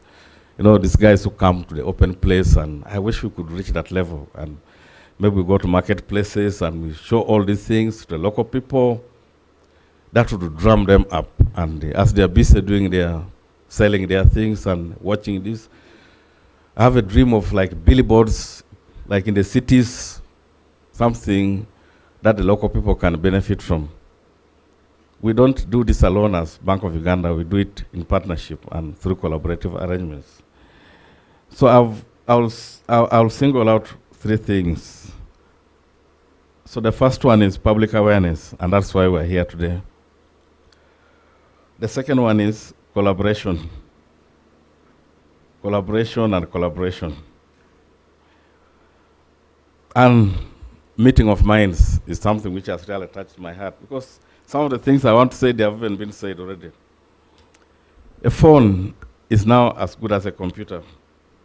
So say, keep it well. If it is stolen, report quickly, report police, report the service provider. Keep your PIN. This has been said only for you. Under no circumstances should it be shared. Keep your ATM card. Keep it very well. Protect your PIN. Do not write it down in a diary. And a well-educated brother of mine was stolen just here in the city, and then he told me he has lost his phone and lost all his money. I said, why? That my diary was also there, and they took it. They took it along, and within no time he had lost. Now another important thing is the national ID card. It's extremely important. Keep it well. Maybe this is not for you, but when we talk to the local people, they are duped. They say, give us 5,000, we shall do this and this. And within no time, that SIM card can be used to perpetuate serious frauds. When we were doing the law, I was one of the people who did not at first like the idea of putting limits, controlling everything. The limits have worked. Now they know that the maximum you can send, say, is 5 million. So they do layering. They break it 4.3, 4.5, rapid transactions, STP, and within no time, the money is gone. So we got a directive from Minister of Security, said the law requires over-the-counter transactions must be with full KYC identification. Of course, it is something which disturbed our minds. We're talking about financial inclusion. We're talking about our mamas in the village. How do we help them? But indeed, the law says it must be on identification. And the PSPs, payment service providers, are supposed to educate the agents on this. So once the ministry wrote to us, on February 10th, the Deputy Governor issued a circular saying must be on identification. We have called a meeting tomorrow with the payment service providers. We want to see the challenges that they are facing. Because, like I said, we are part of all this process. We have meetings with the governor and all licensed, the new players. And we listen to them and understand the issues. So actually, there's one such meeting tomorrow. We want to hear the challenges of people trying to identify. Because I know somebody wants to get 100,000. At minimum, must be having a national ID or can identify himself. Even when you go to the countryside, to our mamas, the old people there, not everybody is spoiled completely. There are still good people who can help those people. There could be maybe a slight delays, but if you can help us close a gap. So we'll have that discussion tomorrow and listen to the issues, what are the issues, and then we shall see how to handle going forward. Now, digitization is what we all want. If you, just for awareness, you'll note that the biggest challenge is when you remove the money from the ecosystem, they call it ecosystem. If the money stays within the ecosystem, life is very easy, but the moment you want to withdraw, you pull out 5 million, there will be withdrawal fees of maybe 20,000, then there will be 0.5, maybe another 20,000, you'll pay like 45,000. Whereas, if the money is circulating, then you don't go through those. I think we want to encourage usage, people to use electronic money. Like Wilbrod was saying, just sitting on the trust account, we're not talking about 1.87 trillion, going to 2 trillion soon. And that is like 25% of currency. Currency is about 6.1 trillion in this country. And the velocity is about 14 trillion every month, money going through digital channels. In the developed countries, you find 90% citizens or 99 have bank accounts. God has been, East Africa or Africa has been blessed with mobile money. Now we can have bank accounts. If a mobile account is as good as a bank account, and it's recognized as a bank account. And moreover, with these derivative products, bank to wallet, and all these things. So we want the money to stay in the digital system. Even at the lower level, you sell a goat, a peasant in the village, looking for school fees. But tomorrow you are going to pay school fees. Why wouldn't you get mobile money and then use your phone again to pay fees? And then you avoid some. But of course, all this calls for what we're doing, making sure that this money is safe, secure. So in the regulations, we have rolled out what we call consumer protection regulations. I will not go into the details. But to the public, if you have issues, complaints, report to your service provider, in this case, MTN, Airtel, or a commercial bank. If redress is not achieved, the central bank is also ready to listen to your problem and work with the payment service provider or a bank to solve the problem. So we have taken another, with the newly licensed service providers, I think I will say this as a wind up. When we saw these frauds come up, we saw the gap in about 3 areas. The bankers call it operational risk. The first issue is about people. Do we know the people whom we employ and entrust to responsibility? And of course, the central bank does vetting of senior people who play key roles in offering services. Then the processes and the systems. I'm happy that the Honorable Minister is here, because one of the requirements we have for giving a license is that you must be having a certification by NITA-U.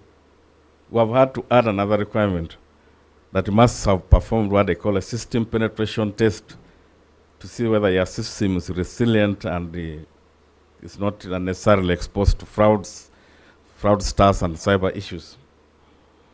So we're working day and night, and the most important thing this day is that it has been another day to be with the likable minds, people who are thinking about the same thing, people who are passionate about this. And I believe together, soon or later, this will be something of the past. Ugandans will embrace digital money. And I know now, if I asked any of you whether you have any money in your wallet, most of you here will have no money, maybe 20,000. The money is now moving electronically, including myself. I don't have any money, but not that I can fail to get money if the money is required. So I want to thank our host very, very much, and all our partners who have turned up here. We take this meeting very seriously. Even if you had called it at midnight, I would have come here. Thank you very much for listening to me.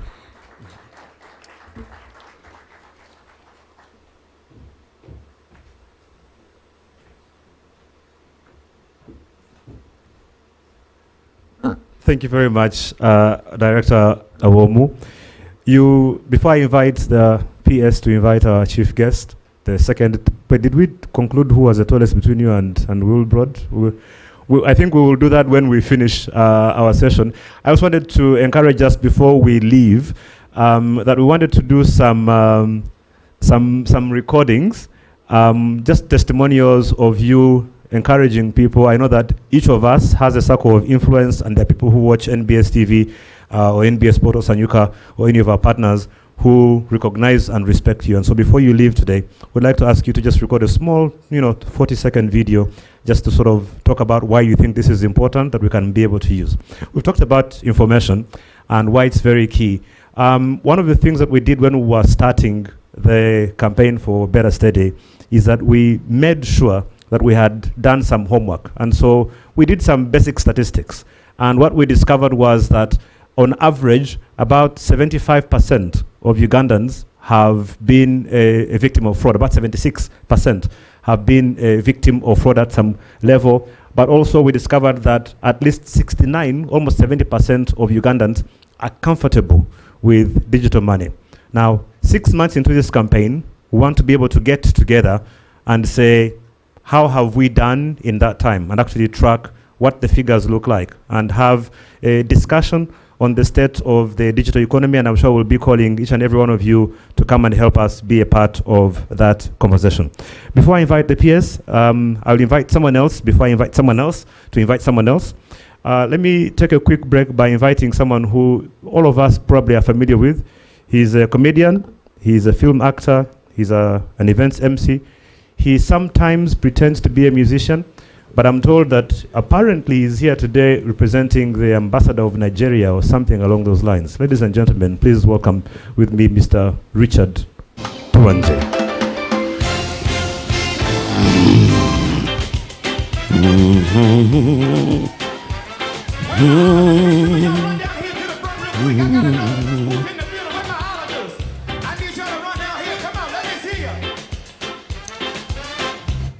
Thank you. Thank you, my brother. In the benefit of time, I will start with the sermon. Then you play the hymn. Yeah. My name is Richard Tuwanje Kofi. I'm here to represent the ambassador of Nigeria to where? To Uganda. I want to tell you one thing. That what you people have launched today is not just the work of man. It's the work of? It's the work of? God is good. And all the time? I think the man of God has to be in the congregation to feed the spirit. God is good. And all the time. I need you people to answer like you believe. God is good. And all the time? Turn to your neighbor on the left and say, Oli steady. I said the left. Some of you, you don't know you are left anymore. That is how bad the economy is. Turn to your neighbor on the left and say, Oli steady. Some people are still getting it wrong. Okay, turn to the left of your choice. Turn to the left of your choice and ask your neighbor, Oli steady. Uganda, small country like this, compared to our nation. Small country like this, with big ideas. Even me, I'm jealous that you created this. You Ugandans have this idea, and we Nigerians don't have it. I think it is for obvious reasons. You are fighting us. You're fighting us. This is big, big, big idea. This, and I'm not surprised. I personally am jealous a bit, but I'm not surprised that it is initiated in where? Uganda. And it is going to spread. Some ideas cannot stay in one place. They are created for the people in their society, but they spread to what? To other places. This one is going to be African idea. Clap for yourselves. Every organization that put forces together to make this one major cause and put in your everything, you are great. You are great. You are great. I think, the Bible even says, this is God's place. The Bible says, a giving hand is a receiving what? Hand. A giving hand is a receiving hand. You see, most of you Ugandans learn by example. You see, I can give Mr. King Kalisa, my S22 Plus phone, Samsung. Everything you give come back in double. In the spiritual realm, whatever you have, give. The little you have is forgiving. To some people, this is more idea, but it is going to come back double. Triple-fold, tenfold. You are going to see the impact in so short a time because this one has the blessing of what? God in it. Now, I give him S22 Plus. He can give me his Samsung Galaxy Z Flip. Everything come in double. Yeah, you sure they believe with the example. Give me yours. Give me yours. Believe in yourself, you can do it. Believe. Who's the assistant? Yeah. Please bring the phone. Bring the phone. This. Well, the cameras are working, Yeah. Good. Have you captured this? Yeah. Everything come in what? Double. Yeah. There we go. Don't worry, Kill. Don't worry. This one is for the cameras just. Don't worry, calm down. Come down. First of all, I don't even have your PIN code. Yeah. Don't worry. I'll get you another one. Yeah. Everything you got. The Bible says, give, you will receive in what? Multiplication. The only thing the Bible says you do not give away is your PIN code. The Bible says don't share your details. Your PIN code. Because when it is the only thing you give out in life, and your net worth will start decreasing instantly and significantly. But money you can give. I want to appreciate Honorable Minister. Yeah. You see, every time, there's a lot we have in common with Uganda. Yeah. In Nigeria, whenever they see a government leader, a society leader, somebody like you now, Honorable Minister for ICT and National Guidance, yeah, they expect money. I want to change the narrative. I want to be the first person to give you. Yeah? Everything you give comes what? It comes back in what? And even the blessing that you have, yeah? The blessing in society that you have can determine what you give back. Yeah. This one is for you. From me to you. Ah, there it is. Yeah. I work at the National Theatre, which is near Nassau Road, so you might doubt me. Hold it against the light. Hold it against the light. That one? Ah, yeah. Hey, you have taken it,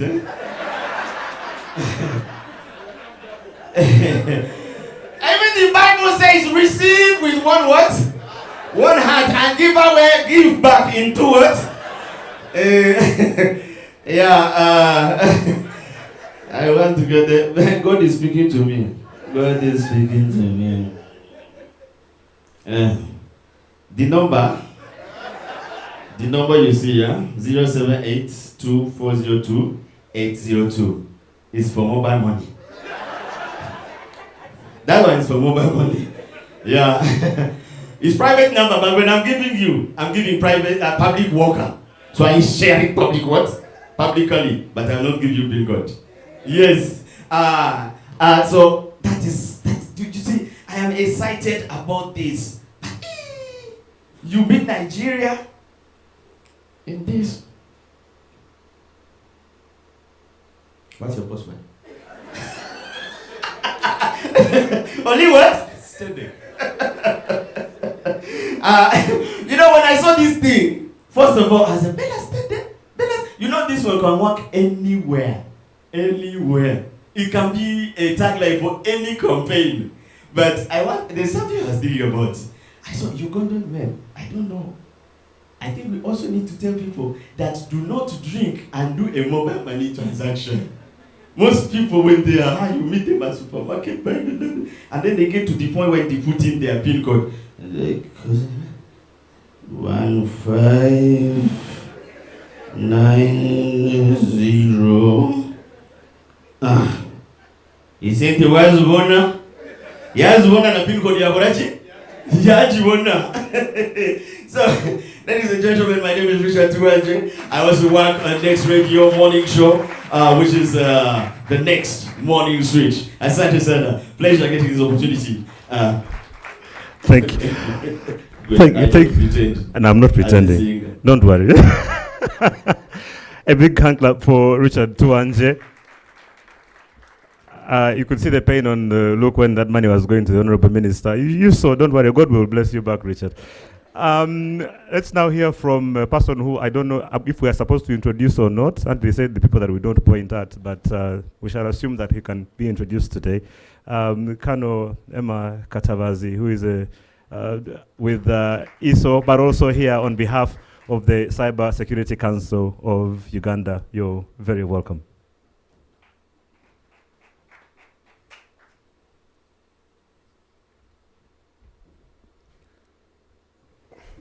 Honorable Minister,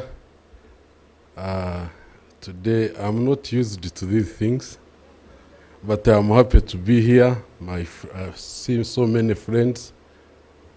Karisa, when is the one who introduced me to SMS. We were together at university. He led us in one of the strikes.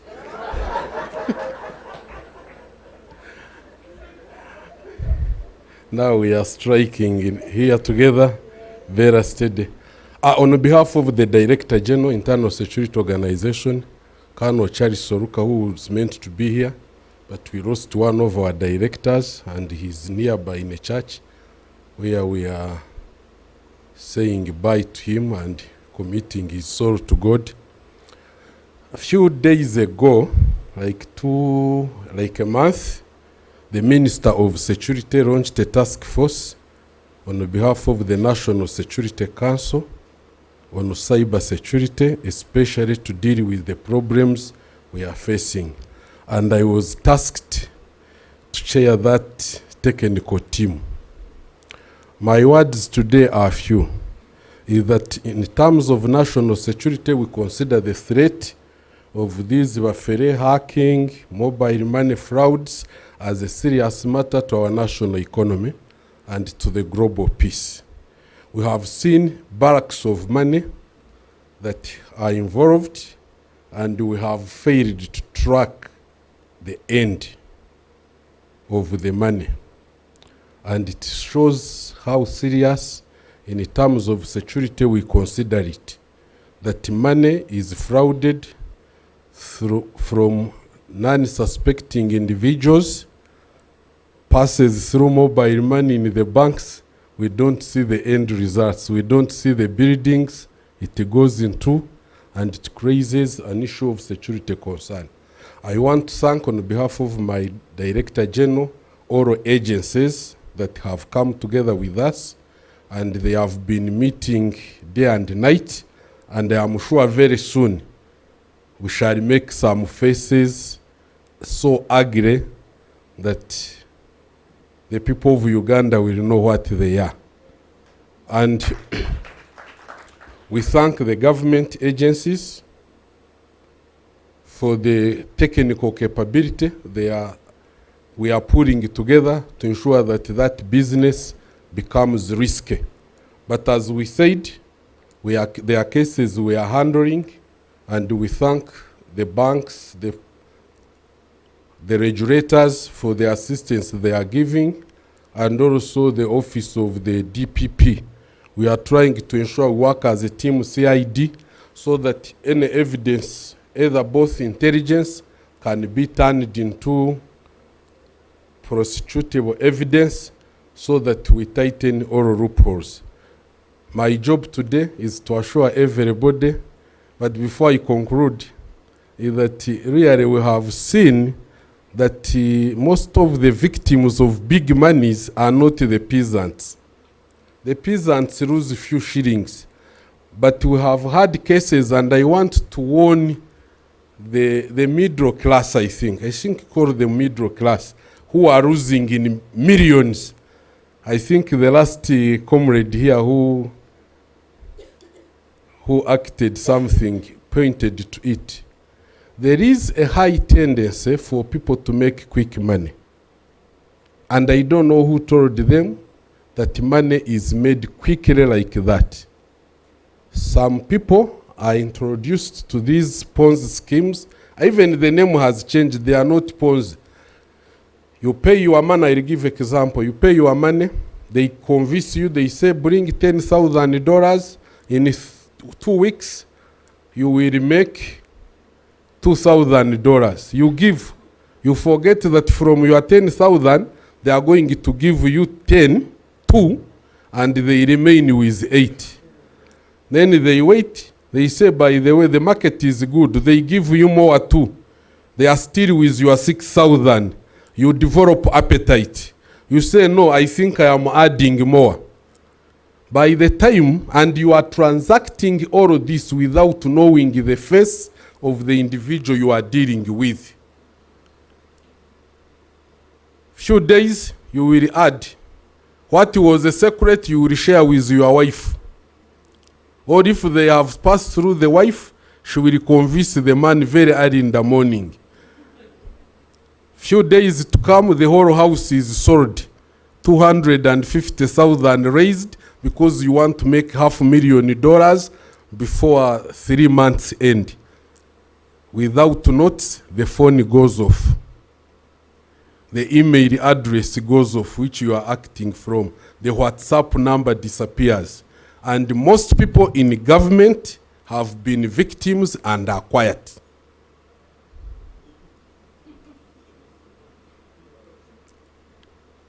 So I am asking those who are quiet, since they say this function is live, report to us, help us to track those criminals. This one we have evidence that most those who say are corporate, I don't know what that word means, but they are victims.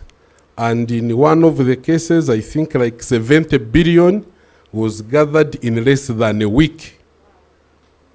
So 70 billion is enough to run some of our government agencies and to wipe out poverty in this country.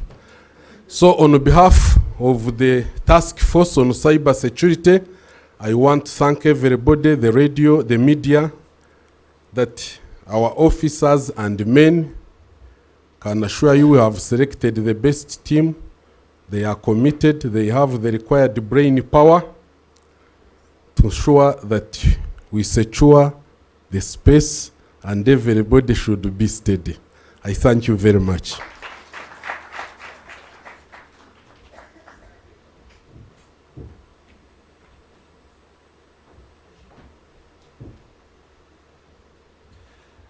Thank you very much, Afande. And that's quite shocking about the sums you were talking about. That's not small money to talk about. What's also shocking is that Wilbrod was a ringleader in school. I've always known him to be a distinguished member of society and an upstanding citizen, so you have caused problems for him now. Yeah. Wanted to recognize some people with us. Again, we'll try and go around the room. If I miss you, please don't be angry with me. We'll make sure you stay behind and put you on live at 1 to get your, a minute or two. Claire Tumwesije, who is head of marketing for Equity, it's good to see you. Thank you for being with us. Behind her, Jael Wawulira, who is the head of customer experience as well. Good to see you as our partners. Noela Buma and Connie Nancha from Airtel Uganda, big partners. It's always good to see you guys. I saw one of my bosses, Rebecca Mokite from Uganda Communications Commission. We do quite a bit of work with UCC, and I call her my boss, head of international relations. Good to see you. Thank you so much. I saw from the Financial Intelligence Authority, Madam Esther Aichiriza. It's very good to see you, ma'am. Thank you so much. And I think you came with a team. So who else is here from FIA? If you could just show of hands so we can take note of your presence. Good to see you. Thank you so much for being in. Of course, FIA doing a great job. I see my old friend Sam Jita from MTN. We're in school together. He used to buy me lunch quite a lot. He's now chilling with the big boys, and of course our head of PR at Airtel as well. Good to see you, sir. Thank you so much. You're very welcome.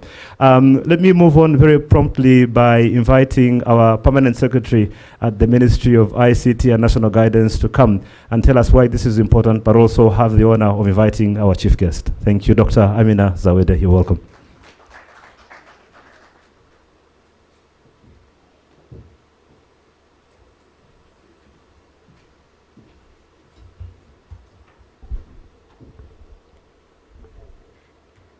The Honorable Minister of ICT and National Guidance, Honorable Dr. Chris Baryomonsi, the heads of government agencies present here today together with your staff, the heads of private entities, the telecom industry, banking industry, the media fraternity, good afternoon to you all. For me, today is a big day for us because as a ministry, we are in charge of ICT, that is digital transformation, but we are also in charge of overseeing communication and guiding the nation. But I've always said to everybody, to the private sector players, to government itself, that we cannot do this job alone as government. And you know the perception people have about government. If this campaign was was called by the ministry today. Everyone will say, government wants to take our information, or government is aiming at something. A number of campaigns have been done before by government. UCC has educated massively. The public don't allow, when you're subscribing to applications, there are these options of, allow this application, allow, and everyone keeps allowing because they want a free service normally. We want free services, we want free Wi-Fi, but many times it comes at a cost. So these campaigns have been done, but we have not seen the impact. Today, as we sit here, I think Ken visited my office and, told me about the Beera Steady campaign, and I said, it is us supposed to be leading. But the fact that you're coming here from the private sector and saying that government, the banking sector, everybody concerned about financial transactions online should get together, and we have one voice as we educate the public. This issue of operating in silos is not impactful or does not yield any results. At the end of the day, government, when we are doing the regulations, when we are building the infrastructure, then everyone else is doing the services. It is the end user, the citizen, who, if they don't use these things we are putting in place, we will not see the impact or will not realize any use for them.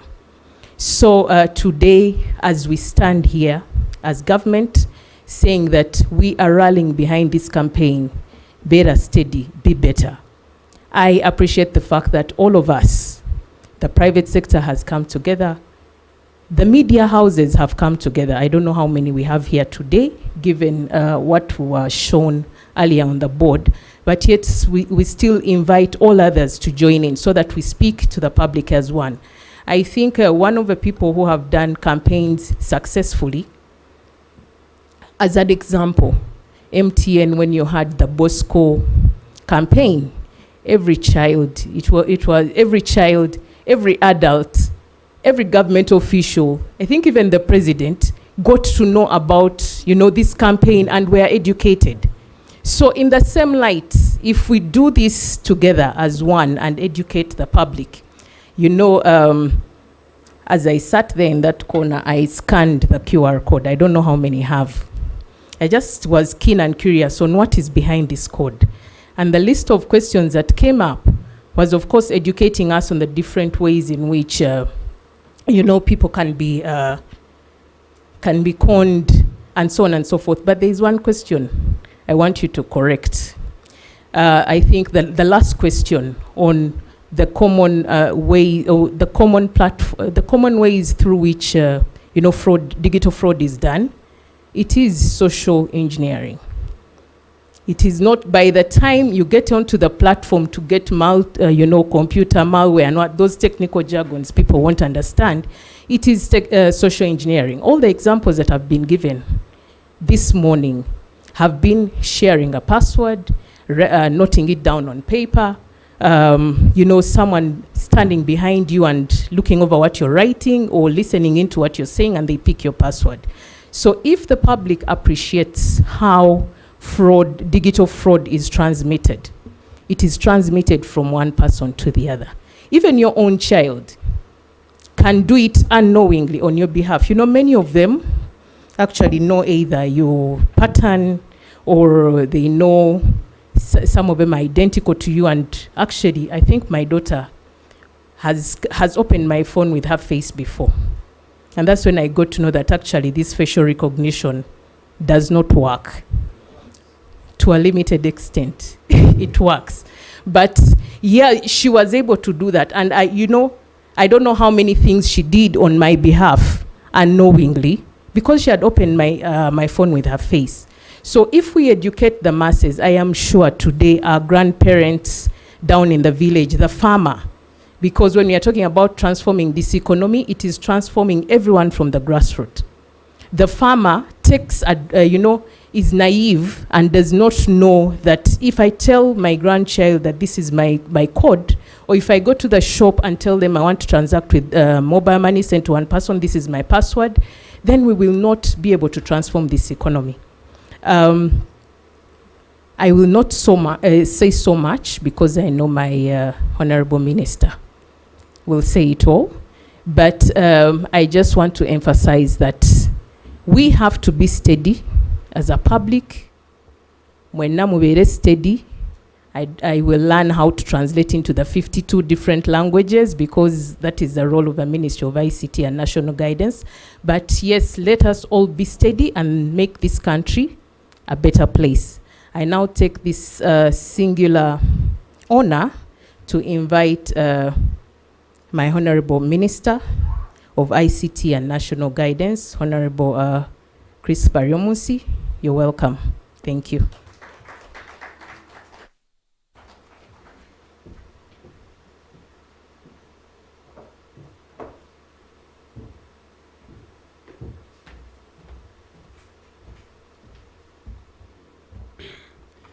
Thank you very much, Madam PS, Dr. Amina Zawede, the distinguished members of the front bench, the front and the behind. You know, the challenge with the protocol is that King Karisa invited distinguished ladies and gentlemen seated from the front up to behind. Now when I go into protocol, I might capture only those who are in front. And it reminds me of politics in our area, if I can start with that. In the early 90s, we had the movement system, Fande Kataba's nose. And the candidates who were vying for parliamentary seats would move together. Now there was this constituency where one of the candidates was a PhD scholar, and his main challenger had not gone to university.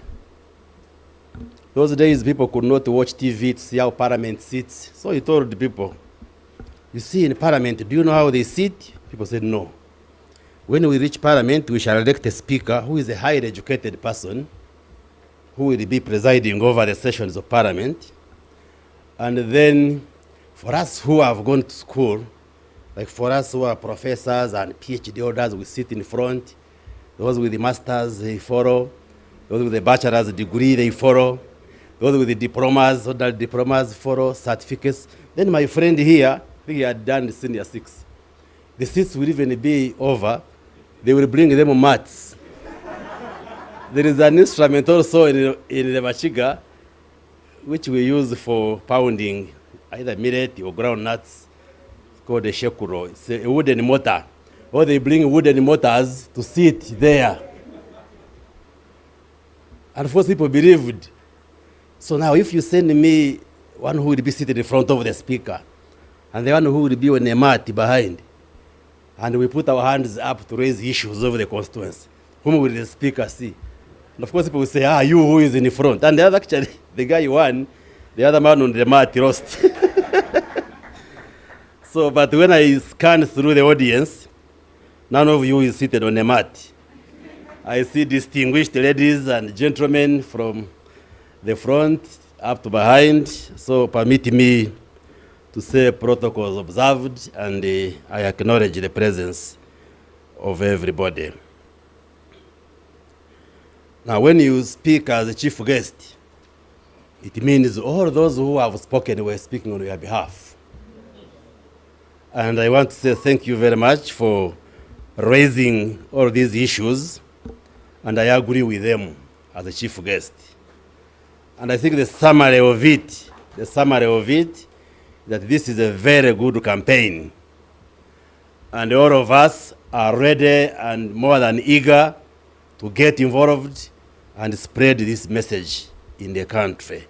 Because I'm sure even if we were to vote, I don't think anybody would vote and say we have wasted time or we are not speaking about real issues which are affecting our population. I therefore want to thank the Next Media Services, headed by Kin and your team, for putting this together. I want to thank everybody who has spared time. You are the people in the field, because I see the telcos, the banking sector, Bank of Uganda is here, the government officials. You are the stakeholders who actually matter. And we all agree that this is something very important, which we must take on in a coordinated manner. Our mandate, as the permanent secretary has said, is to take the lead in the digital transformation in this country. And a lot has happened. I come from a village. I didn't have the fortune of being born in a city center. And I'm sure even Afande Katabazi comes from that deep rural area in Chigezi. One example I can give you of the transformation which has occurred.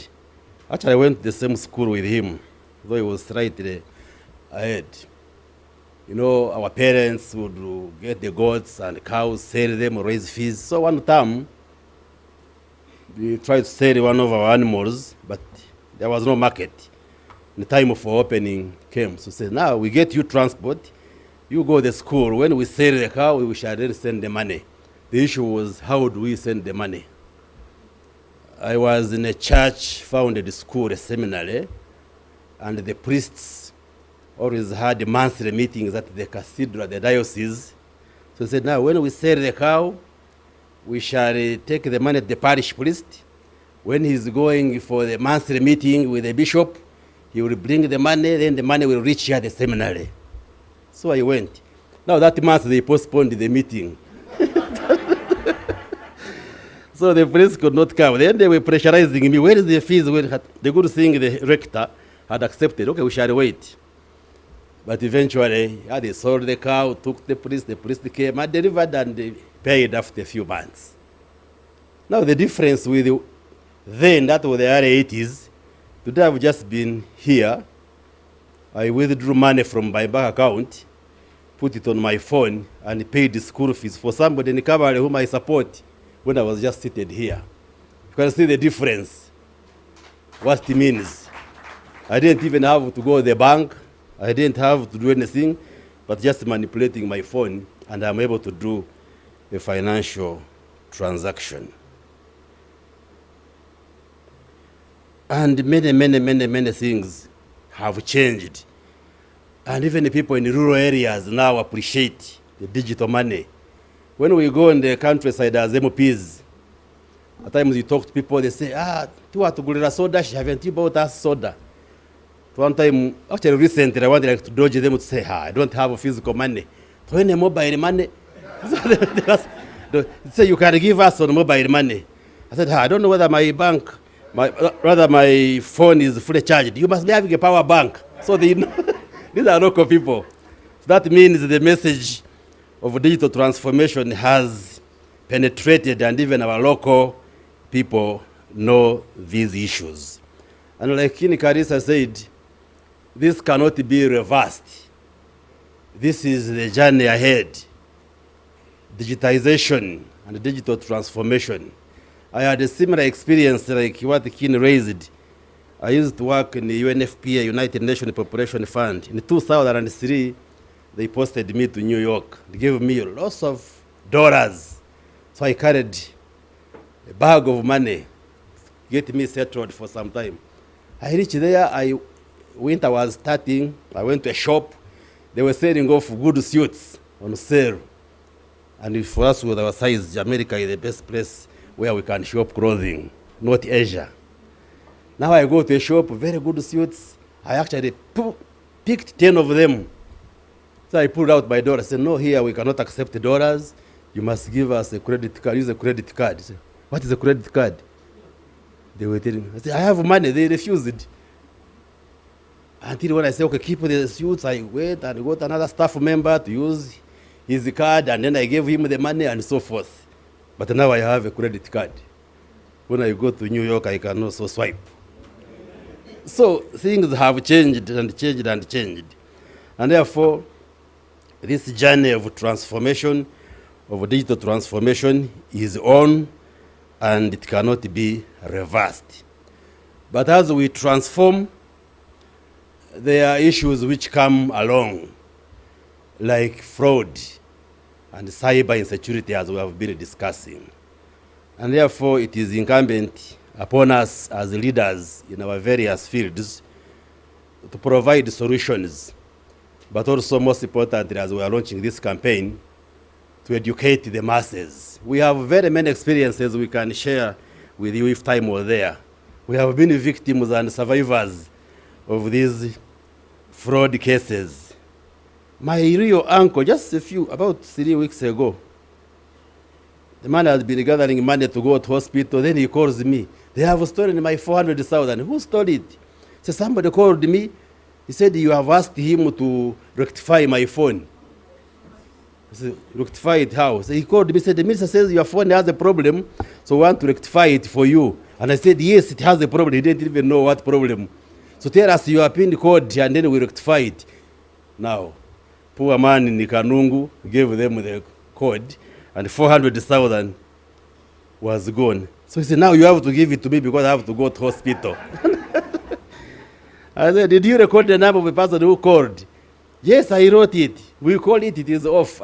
But now I was hurrying somewhere.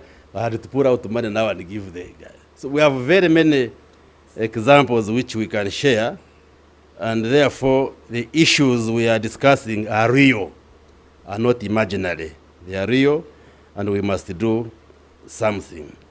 That's why, on behalf of the ministry and on behalf of government, I want to thank Next Media Services for this initiative, for bringing us together so that we can put our heads together and say, what can we do? We are launching this campaign to educate the public, but maybe many more things have to be done. On our side, as a government, we are working closely with the security, as a ministry, with the security, UCC, Bank of Uganda, to make sure that we put in place the infrastructure and whatever is required to enable this transformation, but also put safeguards so that people are not defrauded of their hard-earned money, whether it is those the middle class, like my friend was saying, but even those poor peasants down there, because they are transacting using digital platforms now, and we have to protect them. So I am happy, and I want to welcome the different partners who have come together. I thank you for finding time. I thank the many partners who are part of this, and I think we have to expand the membership of this partnership so that together we raise the voice to make sure that people have trust and people know that when I send mobile money or I pay somebody, I am very comfortable. Some time back, some constituent had a problem. They called me, I need 90,000 shillings. I said, okay, I will give you 100,000 so that you have withdrawal charges also. Then mistakenly, I sent him 1 million shillings. Well, I think I was in a hurry. Then I realized it, then I called him. I have sent you more. I said, now this is a blessing to me. The guy said, when will I ever get a chance to eat the minister's money? Now I am pleading with you, just leave it, and so forth. But these days I see MTN advertising that you can make a reversal, the serious transactions. But again, somebody has complained to me that this Bafere now, he goes to the supermarket, he buys things. I am paying by mobile money.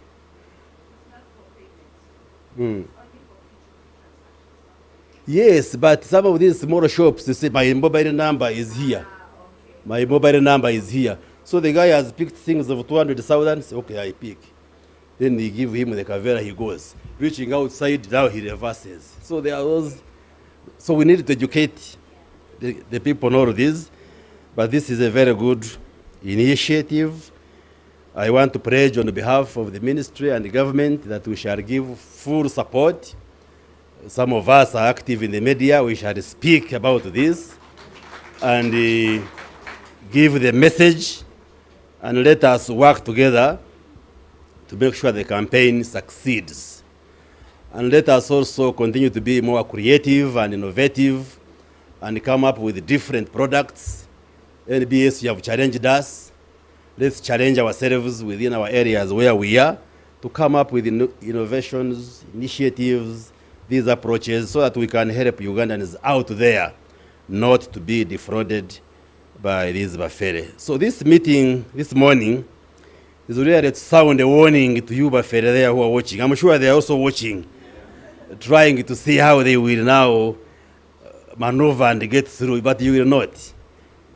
If the cameras were showing the people this side, this is a very huge force, plus many others who are not here.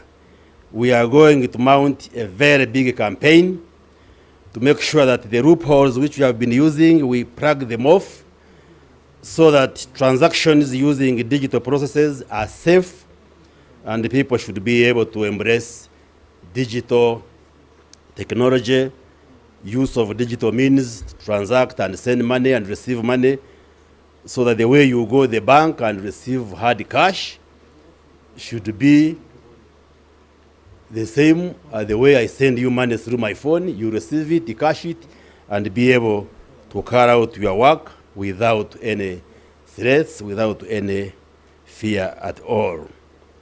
On our side as government, we shall do whatever it takes. If the question of strengthening legislation, like somebody was saying, you get this Bafere, take them to police, maybe they are charged, then as you are going back, you meet them on the way going back. If there are loopholes within the policies and the legislations, we shall look at those laws. If it requires strengthening them, we are there as a government to do that. Definitely the partnership and consultation with all of you, the stakeholders. We want to thank you for the good work that you are doing.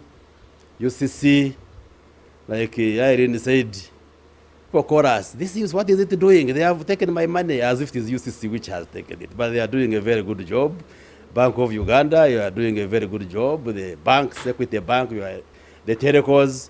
So let's continue working together so that this campaign can be successful. And I want to assure you, working together as a team, this campaign, Mr. Ken Karisa, shall be successful. Thank you very much. Thank you, and thank you for gracing this occasion. Now I need to be guided. But also, Mr. Richard Tuanje, who gave me 50,000. He said, when you give a minister or a person, you expect double. I used to be very good at mathematics. So double of 50 is what? 100. And then double of 100 is 200. So if he's around, he can confirm whether he has received 200,000 shillings from me. Is he there? Is he there? Give it. Are you steady? So you can see he's not complaining because your minister is a compliant minister. So thank you very much. May God bless you. Honorable Minister, thank you so much. We'll ask you now to help officially launch Beera Steady. I saw Mr. Anjoroge offering you 1 million shillings.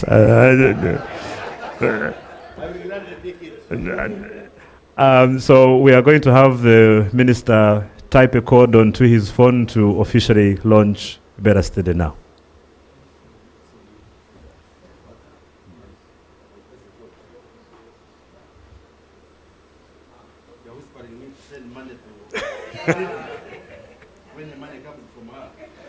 Just press the login button. You need to type, if you look at the screen behind you, and you can type in your name and your password.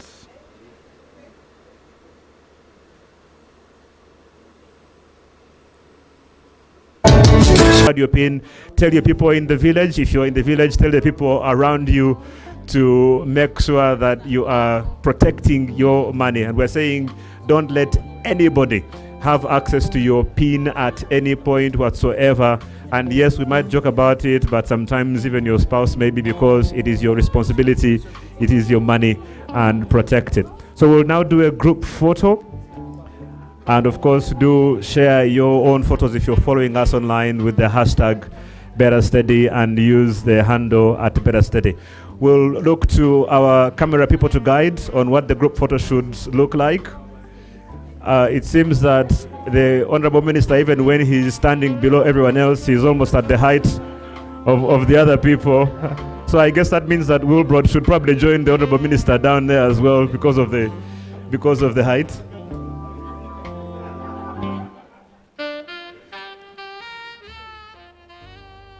So let's check in with Victoria Bagaya, who I believe is already. Please, not talking. I'll also bring you up to speed. Well, congratulations, Next Media.